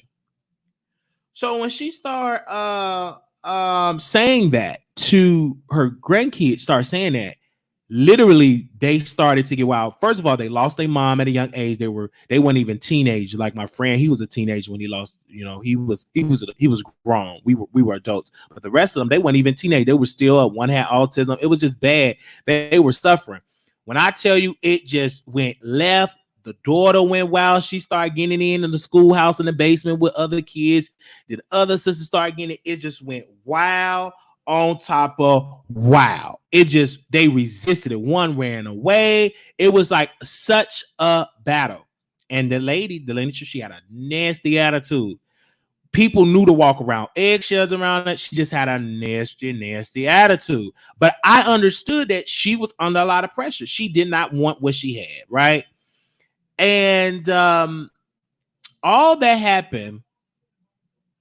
Brother Wiley library situation. Boom. I had a mental breakdown. Left the church. I'm out of the church. Order of protect. I'm bad blood. Just mental breakdown. Boom. Last year, I got a phone call. And I asked about that. My former best friend's sister. I said, how's she doing? I heard that she's in college. I'm just, she's on my heart. And she said, Wiley, you didn't hear? Like she left school. She got pregnant. And she said, Wiley, she had a mental breakdown. Literally, they had to put her in the mental institution. I said, she said, yes. She was in the mental institution for a couple of weeks. And she just broke mentally. She said it was too much pressure from the church with her grandmother. She lost her mother and she had a mental breakdown. Mind you, never was a bad person, never was a bad woman, never was a bad student, good grades, but she had a mental breakdown as well. And I started to realize, I said that it's a problem that is going on that needs to be addressed. So when she told me that, I immediately said that tell her that it's not her fault, that I understand because I had a mental breakdown. I said, tell her that it's not her fault, that I've been there and that she is in my prayers, because I know how it is when you're dealing with family drama and church drama. It's all in one. And sometimes it can damage you mentally because they require so much of her. They wanted her to get married. They wanted her grades to stay good. Like she had to be so perfect and she was not perfect, but she tried to live up to their expectations and it broke her. Literally, it broke her. So when I heard that, I said, I knew then that how many more people suffer, like I suffer from going to a church and battle with that, right? And getting these type of things over the church. And it was things that were said that I felt that were very problematic, that I felt that were damaging to so many people's mental health. And what the problem is in the church that I came from is that a lot of the parents, y'all are one way in the church, but then y'all another way at home. Y'all not living up to that. And so it damaged a lot of the kids. The kids damaged, like a lot of us that grew up in the church, that they're suffering. Some of them suffering mentally, etc., etc.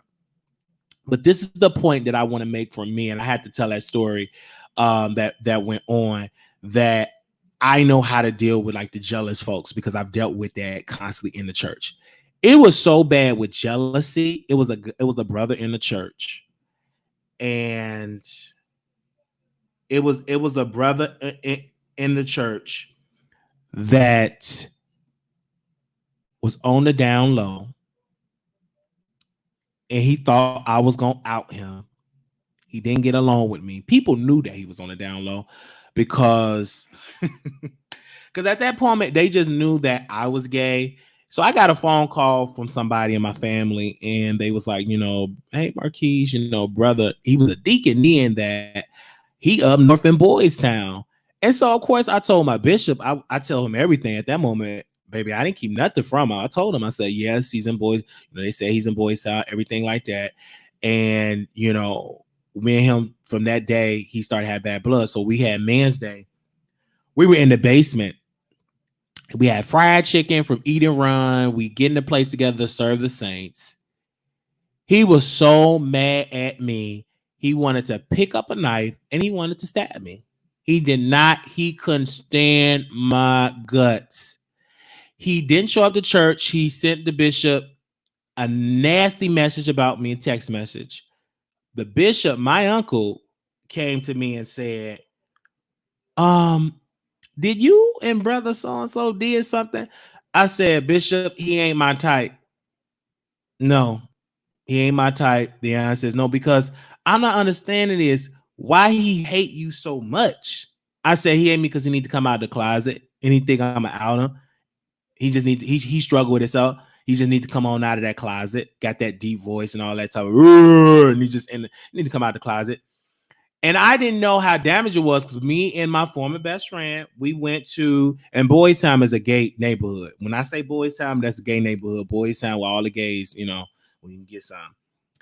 So me and my grandmother and my best friend grandmother, the one that made me cry, we went to this house of this mother that allowed this brother to stay in her house, the one that was on the down low. And the stuff that she said, sister, I know how to eavesdrop, because they got some, me. Anytime I'm gonna eavesdrop, when y'all creep up in that room, y'all know you hardly can't hear like that. I'm gonna be right there. Me and my best friend, we was right there listening in the door. They would talk. They weren't talking low. They just closed the door, but you still can hear. Sister, I just want to tell you that brother, he be having all these young boys coming in the apartment every night. They come in like a revolving door. And it's so weird. And I said, why you got all them young boys coming in the apartment every day? Because she stayed upstairs on the second floor. He stayed on the first floor. Didn't pay no rent. Was on drugs, had all them young boys coming, and she told it, and she had to leave, because at the reason why we were there, we was moving everything out of the apartment complex, because she had to go to a nursing home because she lost the place. She couldn't keep up with the mortgage. He wasn't paying his rent. It was too much, so we do it. And she told me that. She told the sister that, and we were ear hustling. We were right there, and we already knew this. I knew it. It is what it is. And he, of course, he came back to the church and he never got that delivery. He wanted to be on the down low. And I knew that some down low men are very dangerous. They will you to keep that secret. So I was like, what in the world? So when my uncle's, he did get over the church to address that the man tried to stab me. He said, I couldn't believe this man tried to stab my nephew. Like, yes, he literally, I wouldn't be in there today, but God didn't let him do it. He did not let that man do it. He was just so mad because he didn't like it. He didn't like the fact that I knew it, and he knew that I knew that he's on the down low. You could just tell. Everybody knew it. Because you had some former lesbians. You had some that wasn't former that knew it. So they knew he was gay.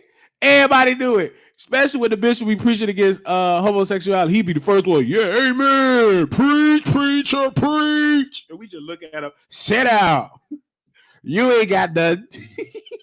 We all knew it. And he was just doing too much.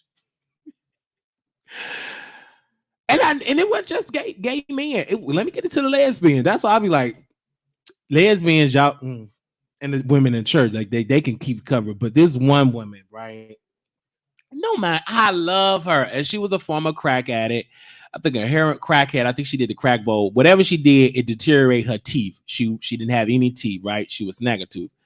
So she got over the church and said, I like this woman. I want to be with this woman. It is what it is. And, you know, I like her. And the bishop said, why you going to get over the church and say something like that? You know, you need to get saved. You need to get delivered. So she got mad and she left the church and she's still with her woman. And, you know, she was a lesbian. She struggled for years. And then one day she couldn't hide it no more. She wanted to, you know what I'm saying, live her life and be where, I don't know what it was she wanted to be with her. And I knew it. But before that, somebody was like, you know, Marquise, that you always thought you was like the only gay man in there. And I said, no, I'm not. It's plenty gays, plenty lesbians up in this church. All right. I'm not the only one. I'm just the only one that's out open, being transparent about what I battle with. But the rest of them, they're just keeping a secret. And she said it. And I looked at her and I said, and I saw how sad she was looking because she struggled with that. Because you will get eventually, when you live in a life for so long and you finally find somebody that you like, you're going to eventually have to pick a side. And she picked that woman. She wanted to, you know, eat the punani, you know. She did what she did. She left. I remember that. But, and then also too, it was another dynamic of why she left. It wasn't just that, because her grandson impregnate somebody that was an adult. She was in her late 20s. He was about 15 or 16 years old. He wasn't of consent. I would say that. And he impregnated this woman, and her daughter wanted to press charges, and the bishop said no. And the grandmother, this is the one that was a lesbian, she wanted to press charges, but the bishop said don't do it. So it was a lot of problematic things that went on. And it hurt. And then she left the church, and then her daughter left, and the other daughter left, because it was a lot of hurt, because they felt as though the church let them down. My uncle let them down because they went to his office, and the lady that got pregnant with the twins, she called me. This is exactly how she sounded. Hey, brother Mark. Hey, brother Marquis. She went to your uncle, and he said that press charges, and your uncle said, what about her kid? I don't know and all that. I told him to take the DNA test, but I said, sister, you know you was wrong, though. Like, you was wrong. Like, you shouldn't have did that. I was weak. I'm like, you were weak for a child? Like, I don't understand that. It's okay, you know. I was like, and I hung up the phone. I really did. I hung up the phone, and they tried to put a rumor. They wanted me to just take and say them was my babies. First of all, them babies ain't got mouth cerebral palsy. They didn't have no cross eye, so them can't be my babies. Okay, and I made it know. I said I smashed her 2.5 years ago before she even did what she did, so them couldn't be my babies, and none came out. They don't want about because we were distracted because we couldn't even get it on like that because she already had other kids. So no, don't want my babies. Because my bishop asked me, he said, "Them your babies?" I said, "Bishop, no, they don't look like me. They ain't got no cross out of. They don't walk with no limp. Them ain't my babies. Them babies look just like him. Look just identical with that family they did with." And she admitted it. I said, "Nah, it ain't my kid, baby. It's such and such, baby." You clean it up. You know them ain't my babies. You can't even talk right. I'm so glad that I didn't get her pregnant. I'm so glad that I got pregnant because she tried it with me. She, you know, I remember one time when I did do something with her, she called me. I'm like, shit, I ain't had my period. I think I'm pregnant. I said, well, let me call you back. I said, Mama, this woman says she pregnant. Did none come out. How this possible? How this possible? What didn't have? None came out. No seed, nothing. So, my mom said, Marquise, maybe, you know, it's normal. Maybe she just coming a little late. So she called me the next day. Hey, Marquise, I'm just here to tell you I ain't pregnant. Okay, I like, I can't say exactly what I said to her because it's not good. It wasn't holy. So I'm going to just keep that to myself or what words spewed out of my mouth. So I ain't going to say what I said because it wasn't holy. So I'm going to just keep that, leave that alone.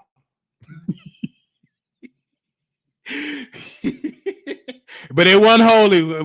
I got through giving her saying what I was saying to her on that. Just know I called her a couple of alphabet letters, you know, couple of alphabet letters that she was called.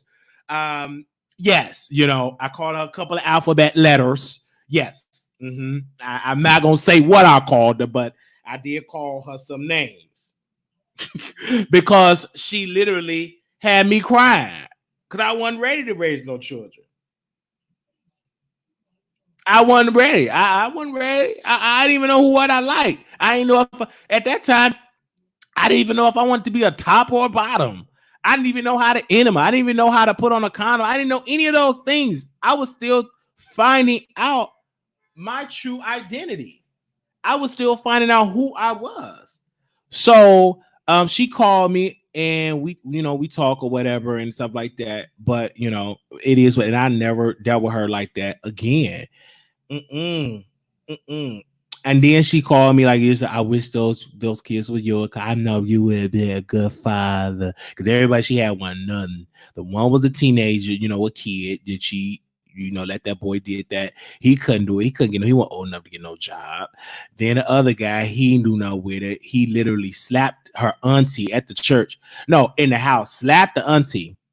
No, she slapped her, and then he slapped her. You thought Maddie Moss Clark was something. Baby, because they were staying with some other sisters and they was giving me the tea. She said, Marquise, he slapped Sister Source. Oh, she was a youth director. I said, he slapped the youth director. I wanted to fight her. She innocent. That's the one that give us chips and presents and Christmas gifts and stuff. She always, if it's Mother's Day, she got you some gifts and all that type of stuff. And that man slapped that woman like that.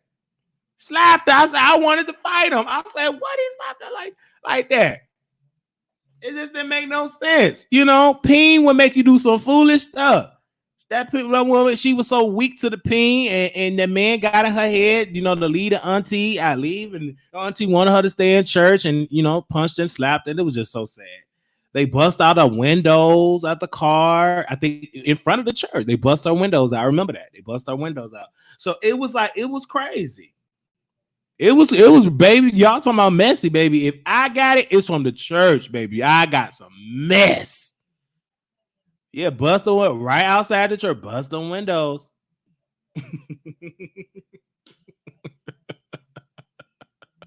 And back to the church hurt. That same sister had a baby, right? And you know, I would hold the babies, you know, hold the kids. And my bishop, no, her aunt said that if you have we have any gay members, they're not allowed to hold any other kids. So the auntie told her, don't have Brother Marquise holding your baby because spirit leaps. We don't want that gay spirit to leap on the baby. So she told me, my kid, my auntie said you can't hold a baby, and because she talk about spirit leaps. I said, she said that? Yes, he said. I said, that's the most foolish thing I ever heard. Like, if you I said, well, no offense, you a hoe. So that spirit can leap on your baby can wind up growing up being a hoe. Don't you be out, what you mean? I ain't not how. What you mean by that? I said what I said. So I'm like, if we talking about spirit leaping, you a hoe. You sleep with all the men, young men, people in high school, they getting punani from you. If they want to lose their virginity, they call you up. So what that mean? You only baby. So what that mean? Spirit gonna leap on them to be hoes? I'm just saying. If we really want to talk about some spirit leaping, you're the first person I heard say spirit leap regard to holy baby. I'm just saying. Spirit leap. That's what they said. The spirit leaps. Hell yeah, it's a truth. It's a whole spirit go jump through. I think you know what I'm saying.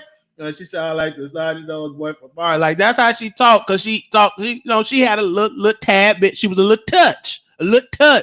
Because I knew that mentally she wasn't her age. Because she would have conversation with my baby sister when she like 11 or 12 or 13, like grown stuff, like, yeah, your brother, and he hit it right, and I missed that ping. It's the best ping. I'm like, why are you talking to my sister about our private bedroom business? Are you dumb? Are you slow? I got that one. I couldn't believe that she had these conversations with my sister. I couldn't believe it. I couldn't believe it. I said, are you dumb? Why are you talking to my sister talking about our private bedroom business ideas? All that. Why are you doing it? I did not like that. Like, who does that? She was like, at that time, she was like, what, 28, 29 years old. Because she was the oldest one, like 28, 29 years old. And I was about 17, 18. I just turned 18. Yeah, I just turned 18. Sure, why are you up there telling that? So when people say, well, no, Wiley don't have no poom, that's a lie. And my bishop, he wanted, I guess he probably thought I was slow, so I should be with this woman that's a little touch, because I'm a little touch. He said, I think you should marry her. I said, Bishop, I don't want to marry her. She's slow. And she's a hoe. I'm being honest. I said, I can't marry her. I can't marry her. She's a slow and she's a hoe. I can't do it, Bishop. No, I don't want to marry her. The answer is no. I said, I think you should marry that girl. I said, no, Bishop. And I'm so glad that I said no. Because if I'd have walked down to that aisle, I'd probably be in prison. If I would have married that girl, I would have been in prison. I'm going to tell you that right then and there. Because it's just some stuff that, she didn't know how to do no taxes. She didn't know how to read that good. She didn't know how to do her schoolwork that good. It was just too much for me. And I said, no, spirit leap. So I said, no, sir, I don't want to marry her. At all. I stay single. Because I wasn't no fool. I wasn't crazy like that just to marry somebody just for a cover. I didn't want her to be my beard, okay? Because at that time, I ain't know no beard. Since we talk about beards, he wanted her to be my beard as a covering. No, sir. The answer is no. I can't marry her. I can't marry her. No. She's so glad you didn't marry her.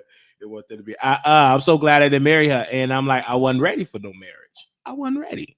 I didn't do with my friend that I grew up with. He went out and got married. And he wasn't ready because he wasn't true with himself, with his identity. He wasn't true about who he liked. So he went and got married, right? The first time. Then he went and got married because that didn't work. And his grandmother said to my uncle, and my uncle will spill tea. He would talk to me in the car. He said, Marquis, so yeah, your friend, his grandma said that, why you don't sleep in the same bedroom with your wife? Because they came over to the grandma house and she was spilling tea to the uncle. He told me 60 and seconds. He said, Brother Marquis, Marquis, I want you to be honest with me. Is such and such gay? I said, Bishop, that's not my place. That's not my place to out him or tell his business. Well, he said, you gay, so you might as well tell me. He told me that you gay. I said, well, Bishop, that's him. Again, it is not my place to tell his business. That's not my place. That's not my place. I'm 28. I was younger. I was like, hey, that's not my place. So he wanted to just bait me into telling me about the man. Then his grandmother, the one that made me cry. I went to the church, went to the basement, and she had a candy store. 10 seconds. Still got one to this day. And she said, come in the candy store, Brother Marquise. Come on, Brother Marquise. And she closed the door. Brother Marquise, I just want to know one thing. Is such and such gay? I said, sister, that's not my place to be talking about, is he gay? Like, that's not my place. Well, you were over there. That's all I need to know. Honey, if you have to act that, ask the Holy Ghost. I should have told her, check with the Holy Ghost and have him to give you vision. Why are you talking to a sinner and you say you know all things, you serve a mighty God? The Holy Ghost is just filling your spirit. Actually, it is in your spirit that you just trying to get me to lie so you can live good with that lie. And I did. I lied to her. And I said he ain't gay. I said if I would have seen it, I would have said something. And he moved down there to Virginia. And there's a lot of stuff I can't really say because they will dox this situation. I'm not going to leave that story alone because they will dox it. These are very powerful people in the Kojic church. So I'm not going to get down and say blah, blah, blah, blah, blah, blah. Because you got some Dr. Larry people will put 2 + 2 together. And I ain't going to get in that mess with those folks over yonder. Because last time I was in the Kojic church, I was summoned in an office because I'm getting dogged on the record. And I just, listen. Because when she asked me that, I lied to her. I didn't want to. I just lied to her. I said no. I didn't want to put his business out there because it wasn't my place to out him. And I didn't like it that they wanted me to force to out him. But this is the thing I'm gonna keep about me. Because if I get to the Kojic stuff, I'm gonna spill some tea, say some names. It's gonna slip out, and next thing you know, people gonna be getting interviews and all that. I'm gonna get cease and desist letters. And all that. I ain't got time to go through all that. But I will tell you this. My uncle, my best friend, he left and he went to Virginia. Ooh, gone. I was hurt because I was yet battling with being there. I felt alone. All my friends, everybody was leaving, getting pregnant. They was backsliding, they were leaving, and I was long. So I wanted to do something on my own. I wanted to go to like another church, and I got tired of saying you going to hell, you gay, blah blah. And I got tired of it. So I told my grandmother. I said, Grandma. She said, yeah, I'm leaving the church. I'm going to a new church. I'm leaving the church. What you mean, boy? You leaving? What you mean you leaving the church? She gave me a look, saying, how I left. I went to a church up the street. I went to the church up the street from our house, and I left the church that I grew up in. I left. I was a member of another church. Only for 2 days, because I missed home, for 2 days. I think it was a day or two. And she said, well, Bishop, he said he leaving the church. Something wrong with that boy. Yeah. My bishop said to her, yeah, he left because his lover left. See, he can't stay because his lover is gone. Yeah, and then I got a phone call because, church people is messy. So I got a phone call. They said, yeah, Marquise, your uncle got off the church, said Marquise left the church because his lover left the church. His gay lover left, and everything like that. And it's the same thing that happened to that mother when sister so-and-so left. The mother couldn't stay because her lover left. Marquise did the same thing. Ain't nothing new. And I was hurt. I'm like, what? We ain't lovers. Now my former best friend is attractive. Don't get me wrong. Good looking. Got big ear. Good looking. But we weren't lovers. Now, the question would be, would I have liked to be lovers with him? Yes. But was we lovers? No. And I didn't think it was that they business to be blasting it over the church like that. So I was pissed. I was angry. I'm confused. So I went back. Of course, I went back. And I didn't know that it was just damaging myself. I kept going back, kept leaving, kept going back. Mess. And it just do damage. So, man, I thank you, Jesus, for just delivering me, getting me out of there, and just working on me. I thank him for that. But I went through a lot in that sense. It was just plain on messy. And I could be on here talking to y'all all day. So I ain't going to be on here all day talking to y'all. Any questions for me? Any questions for me in the chat? So, baby, when you get me to talking about family, about memories, I can talk for hours. And I got that from my uncle. That's one thing I can say. I got it from him. I know I get that from him. Got that from my uncle. It is what it is. It is what it is. I got it from him. I've learned from him. When he said I'm gonna close, he said about 50 times ain't gonna close. Is Kojic cult like? I can't answer that. Kojic is a beautiful organization. I'm not gonna say cult like because I've been to some beautiful Kojic churches. I'm not gonna say cult like. It's a believe whether you want to believe whatever. Is it some do some churches have some type of denominations? Does have that? Yes, I do believe some parts that I went in was some quote unquote like a cult. You know what I'm saying? But I can't answer about Kojic because I was not born and raised in Kojic. You know what I'm saying? My church, we fellowship with churches that were Kojic, but we weren't Kojic, right? We believed in the same denomination like holiness, but we wasn't a part of that denomination, that umbrella and stuff. And my uncle couldn't do Kojic in the first place because he didn't believe in women preachers. He didn't believe in women preachers, and he definitely did not believe women should wear pants. So that one gonna work. That one gonna work.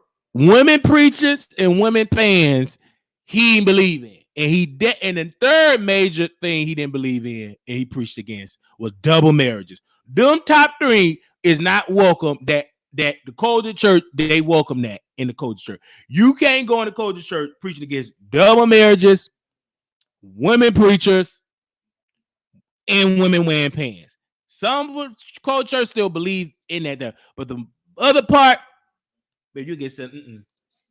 I just be making these work. Will watch your past video, ask you explain it all. She's doing well. She's still living, still in the land of living, still in the land of the living. How did I move to Dallas? I moved to Dallas because my friend, my Tank, my cousin, he helped me get to Dallas. He paid for my bus ticket to get to Chicago to Dallas, and he let me stay with him. So no woman can wear no pants. Still to this day, you cannot wear pants. I don't care if you work and you wear pants. You go on and wear you a skirt and not a skirt to your knees. You wearing a skirt to your ankles. I'm not talking about no skirt up to your knees and you got to get you a towel. No, you wearing a skirt all the way down to your ankles. That's the type of skirt that they believe. That's what they believe in. That's what I was raised under. That's what I was raised under. All that makeup, no. You can wear a little bit of that lipstick, a little tab, a little bit lipstick, but all that aggressive makeup, no. He let you wear the weave, but my uncle called it false hair. I'm just saying. He called it false hair. You can wear your weave, but all that makeup and ruby red lipstick, no. Can't wear no pants to your job. You better get you a skirt to your ankles. And you walk up in there with a little skirt on and watch how you gonna get dogged and rebuked. You gonna make them feel so bad. You might leave that church crying. Go there with that skirt trying to show your thighs and show your drawers. And watch how you gonna get roasted in the pulpit. And I'm going to be right there laughing because it's going to be funny. Go there if you want to and show your drawers.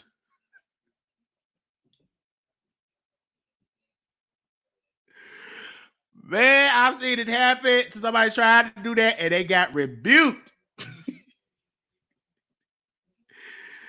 They gonna have you in the back.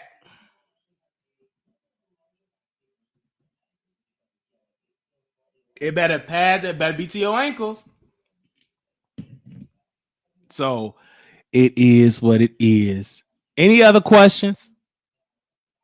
Any other questions? While I call that the other church, that's absolutely true. I was raised in Pentecostal as a child. I couldn't wear pants at all, not even to school.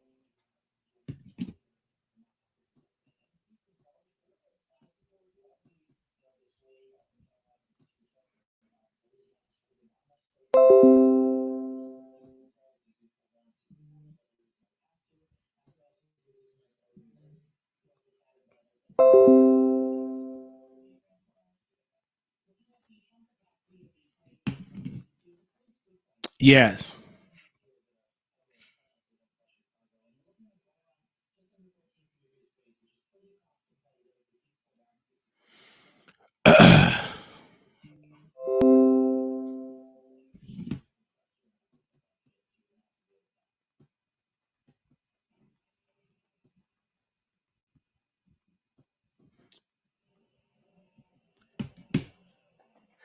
All right. So people judge.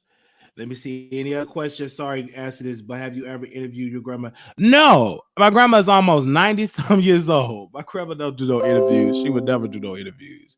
Baby, they is not gonna let my grandma do no interviews. Absolutely not. My grandmother's what 80-something in her mid-80s, almost 90. No, she ain't gonna be doing no interviews. No, sir. No, ma'am. No, ma'am. No, sir. My grandma not gonna do no stuff like that. And I would never put my grandma on no platform on no interview like that.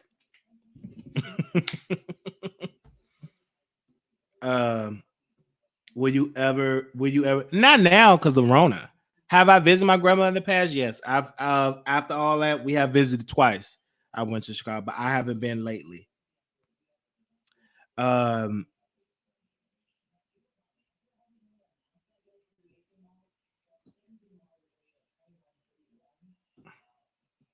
So why didn't he rebuke? That's his decision. I never had any dealings with Pentecostal, so other difference do they have from Baptist? I don't know that, but all the differences, I can only speak from my experience. I can only speak from my experience.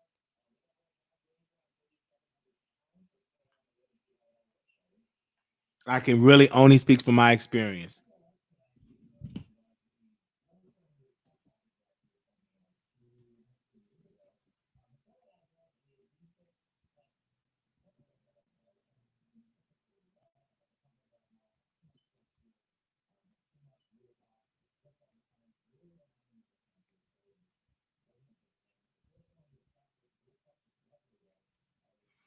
Let me see any questions. I love your honest part of the relationship. Yes. I want to see what any other questions y'all got. I'm Catholic and my boyfriend 7 days and they think I do witchcraft because of candles and praying to saints. Everybody, and then you get older, you get knowledgeable, right? Do I believe what God said? Absolutely. I believe in the scripture. I believe in it. It's what I have an issue with is delivering it, right? And you have to lay out a plan. How do you want this person to get delivered from being gay? How do you want this person to get delivered from homosexuality? And work with that person. But it's difficult to try to work with a person and you're already telling them where they're going to go, right? It's a process. Try to get to know, ask them why they feel that way. Ask them, talk to them, counsel them. And and be there with them and leave it in God's hand and say, son, I don't agree. I think God wants you to do this. This is the scripture, but be careful how you try to target them and you don't target others. Because the scripture speaks about a lot of things in that book. And are a lot of people holding up to those principles daily? We'd be a better world if everybody hold up to the principle. Why we just target out the thing, the big stuff, but we don't target out other stuff, right? So do I believe in the Bible? Absolutely, I do. But I have just an issue with is that how the rollout and the delivery and the approach and how you're approaching people that you want to receive, but you turn them off by I've been insulting them. I've heard over the church, we don't believe in S words and F words and these derogatory terms over the church.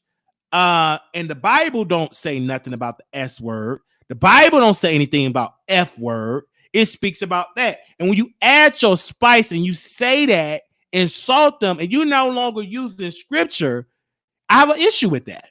I remember at the Kojic convocation, it's a video of a mother, and she told a man, I feel into my spirit that you hanging around a lot of S words. The S word, S, you know, the S word, derogatory word. I'm not saying you a S word, but in my spirit, you hanging around a lot of S words. The issue that I had with that mother saying that is because you're saying it publicly.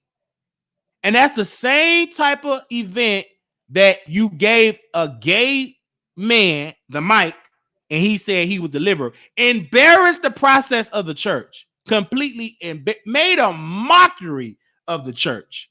And a couple of years later, did do that. And then you had one preacher spoke against homosexuality, but Bishop Blake said, I didn't like how you said it. I wasn't there. Then that same bishop that preached against homosexuality, he got a YouTube channel and he started dragging Bishop Blake. And he started spilling tea about different bishops in the culture church. So I had an issue with that. I'm like, if you a preacher, God called you to preach, and you preach that, why you bickering and dragging people that's a part of it? You know the S word, what they call gay folk. What do they call gay folks when they get mad? What is a derogatory term? Y'all know what it is. Some offensive term. You know, when people want to be offensive, that's not African American, they call them the N word. It was an offensive word. Stick in the scripture. Think you hanging around folks that commit sin. I'm not saying you in sin. You could have said that. But no, you said S-I-S-S-Y. I ain't calling you a S-I-S-S-Y. But in my spirit, you hanging around a lot of S-I-S-S-I-E-S. You know, I took issue with that. I took issue with it. I really did. Because it always ends up with that. Never do it ends up with other stuff. You know, and I never hardly see them bring up a woman on the platform and say, I think you hang around a lot of bull daggers. I'm not calling you a bull dagger. I never hardly see that. And if I do, put it out there public like you do the men.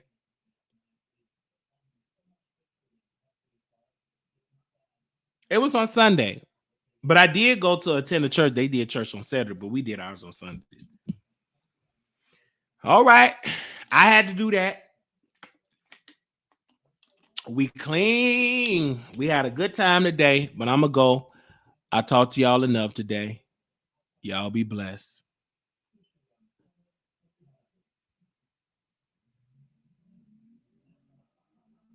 Y'all be blessed. Let me see. So many questions. These churches need to go back to church to teach it correctly. Oh, wow. I would have left. It couldn't have been me. I'm not about to get embarrassed like that. Not me. I would have said, Mother, I don't mean no harm, but I'm going to have to leave here. You insulting me. Said, I'm this and I'm that. And I'm this. I'm going to have to leave here. Ain't no way in the world. But I did see it. But okay, if you want to be a blessing to us, thank you all. We at 10K. You know it is what it is. Ain't none changed. We still growing. And we thank you all for y'all support. I'm going to go ahead on. Hit this link. I'm sorry, not hit the link. I'm going to play the outro music.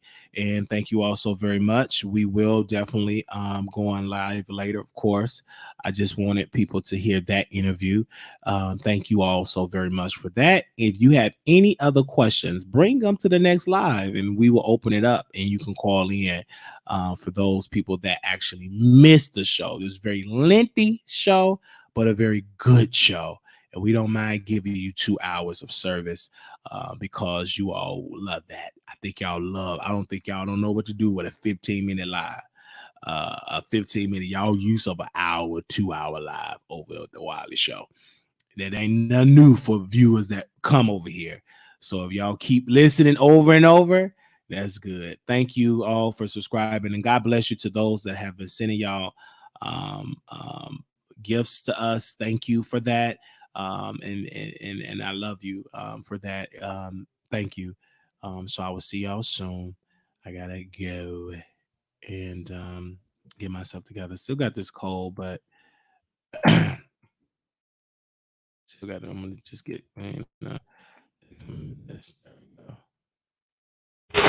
Yeah, hope y'all had a good time on the Wiley Show. And as always, hit that cash app at Marquise Wiley 28. That's MARQUISCWILEY 28.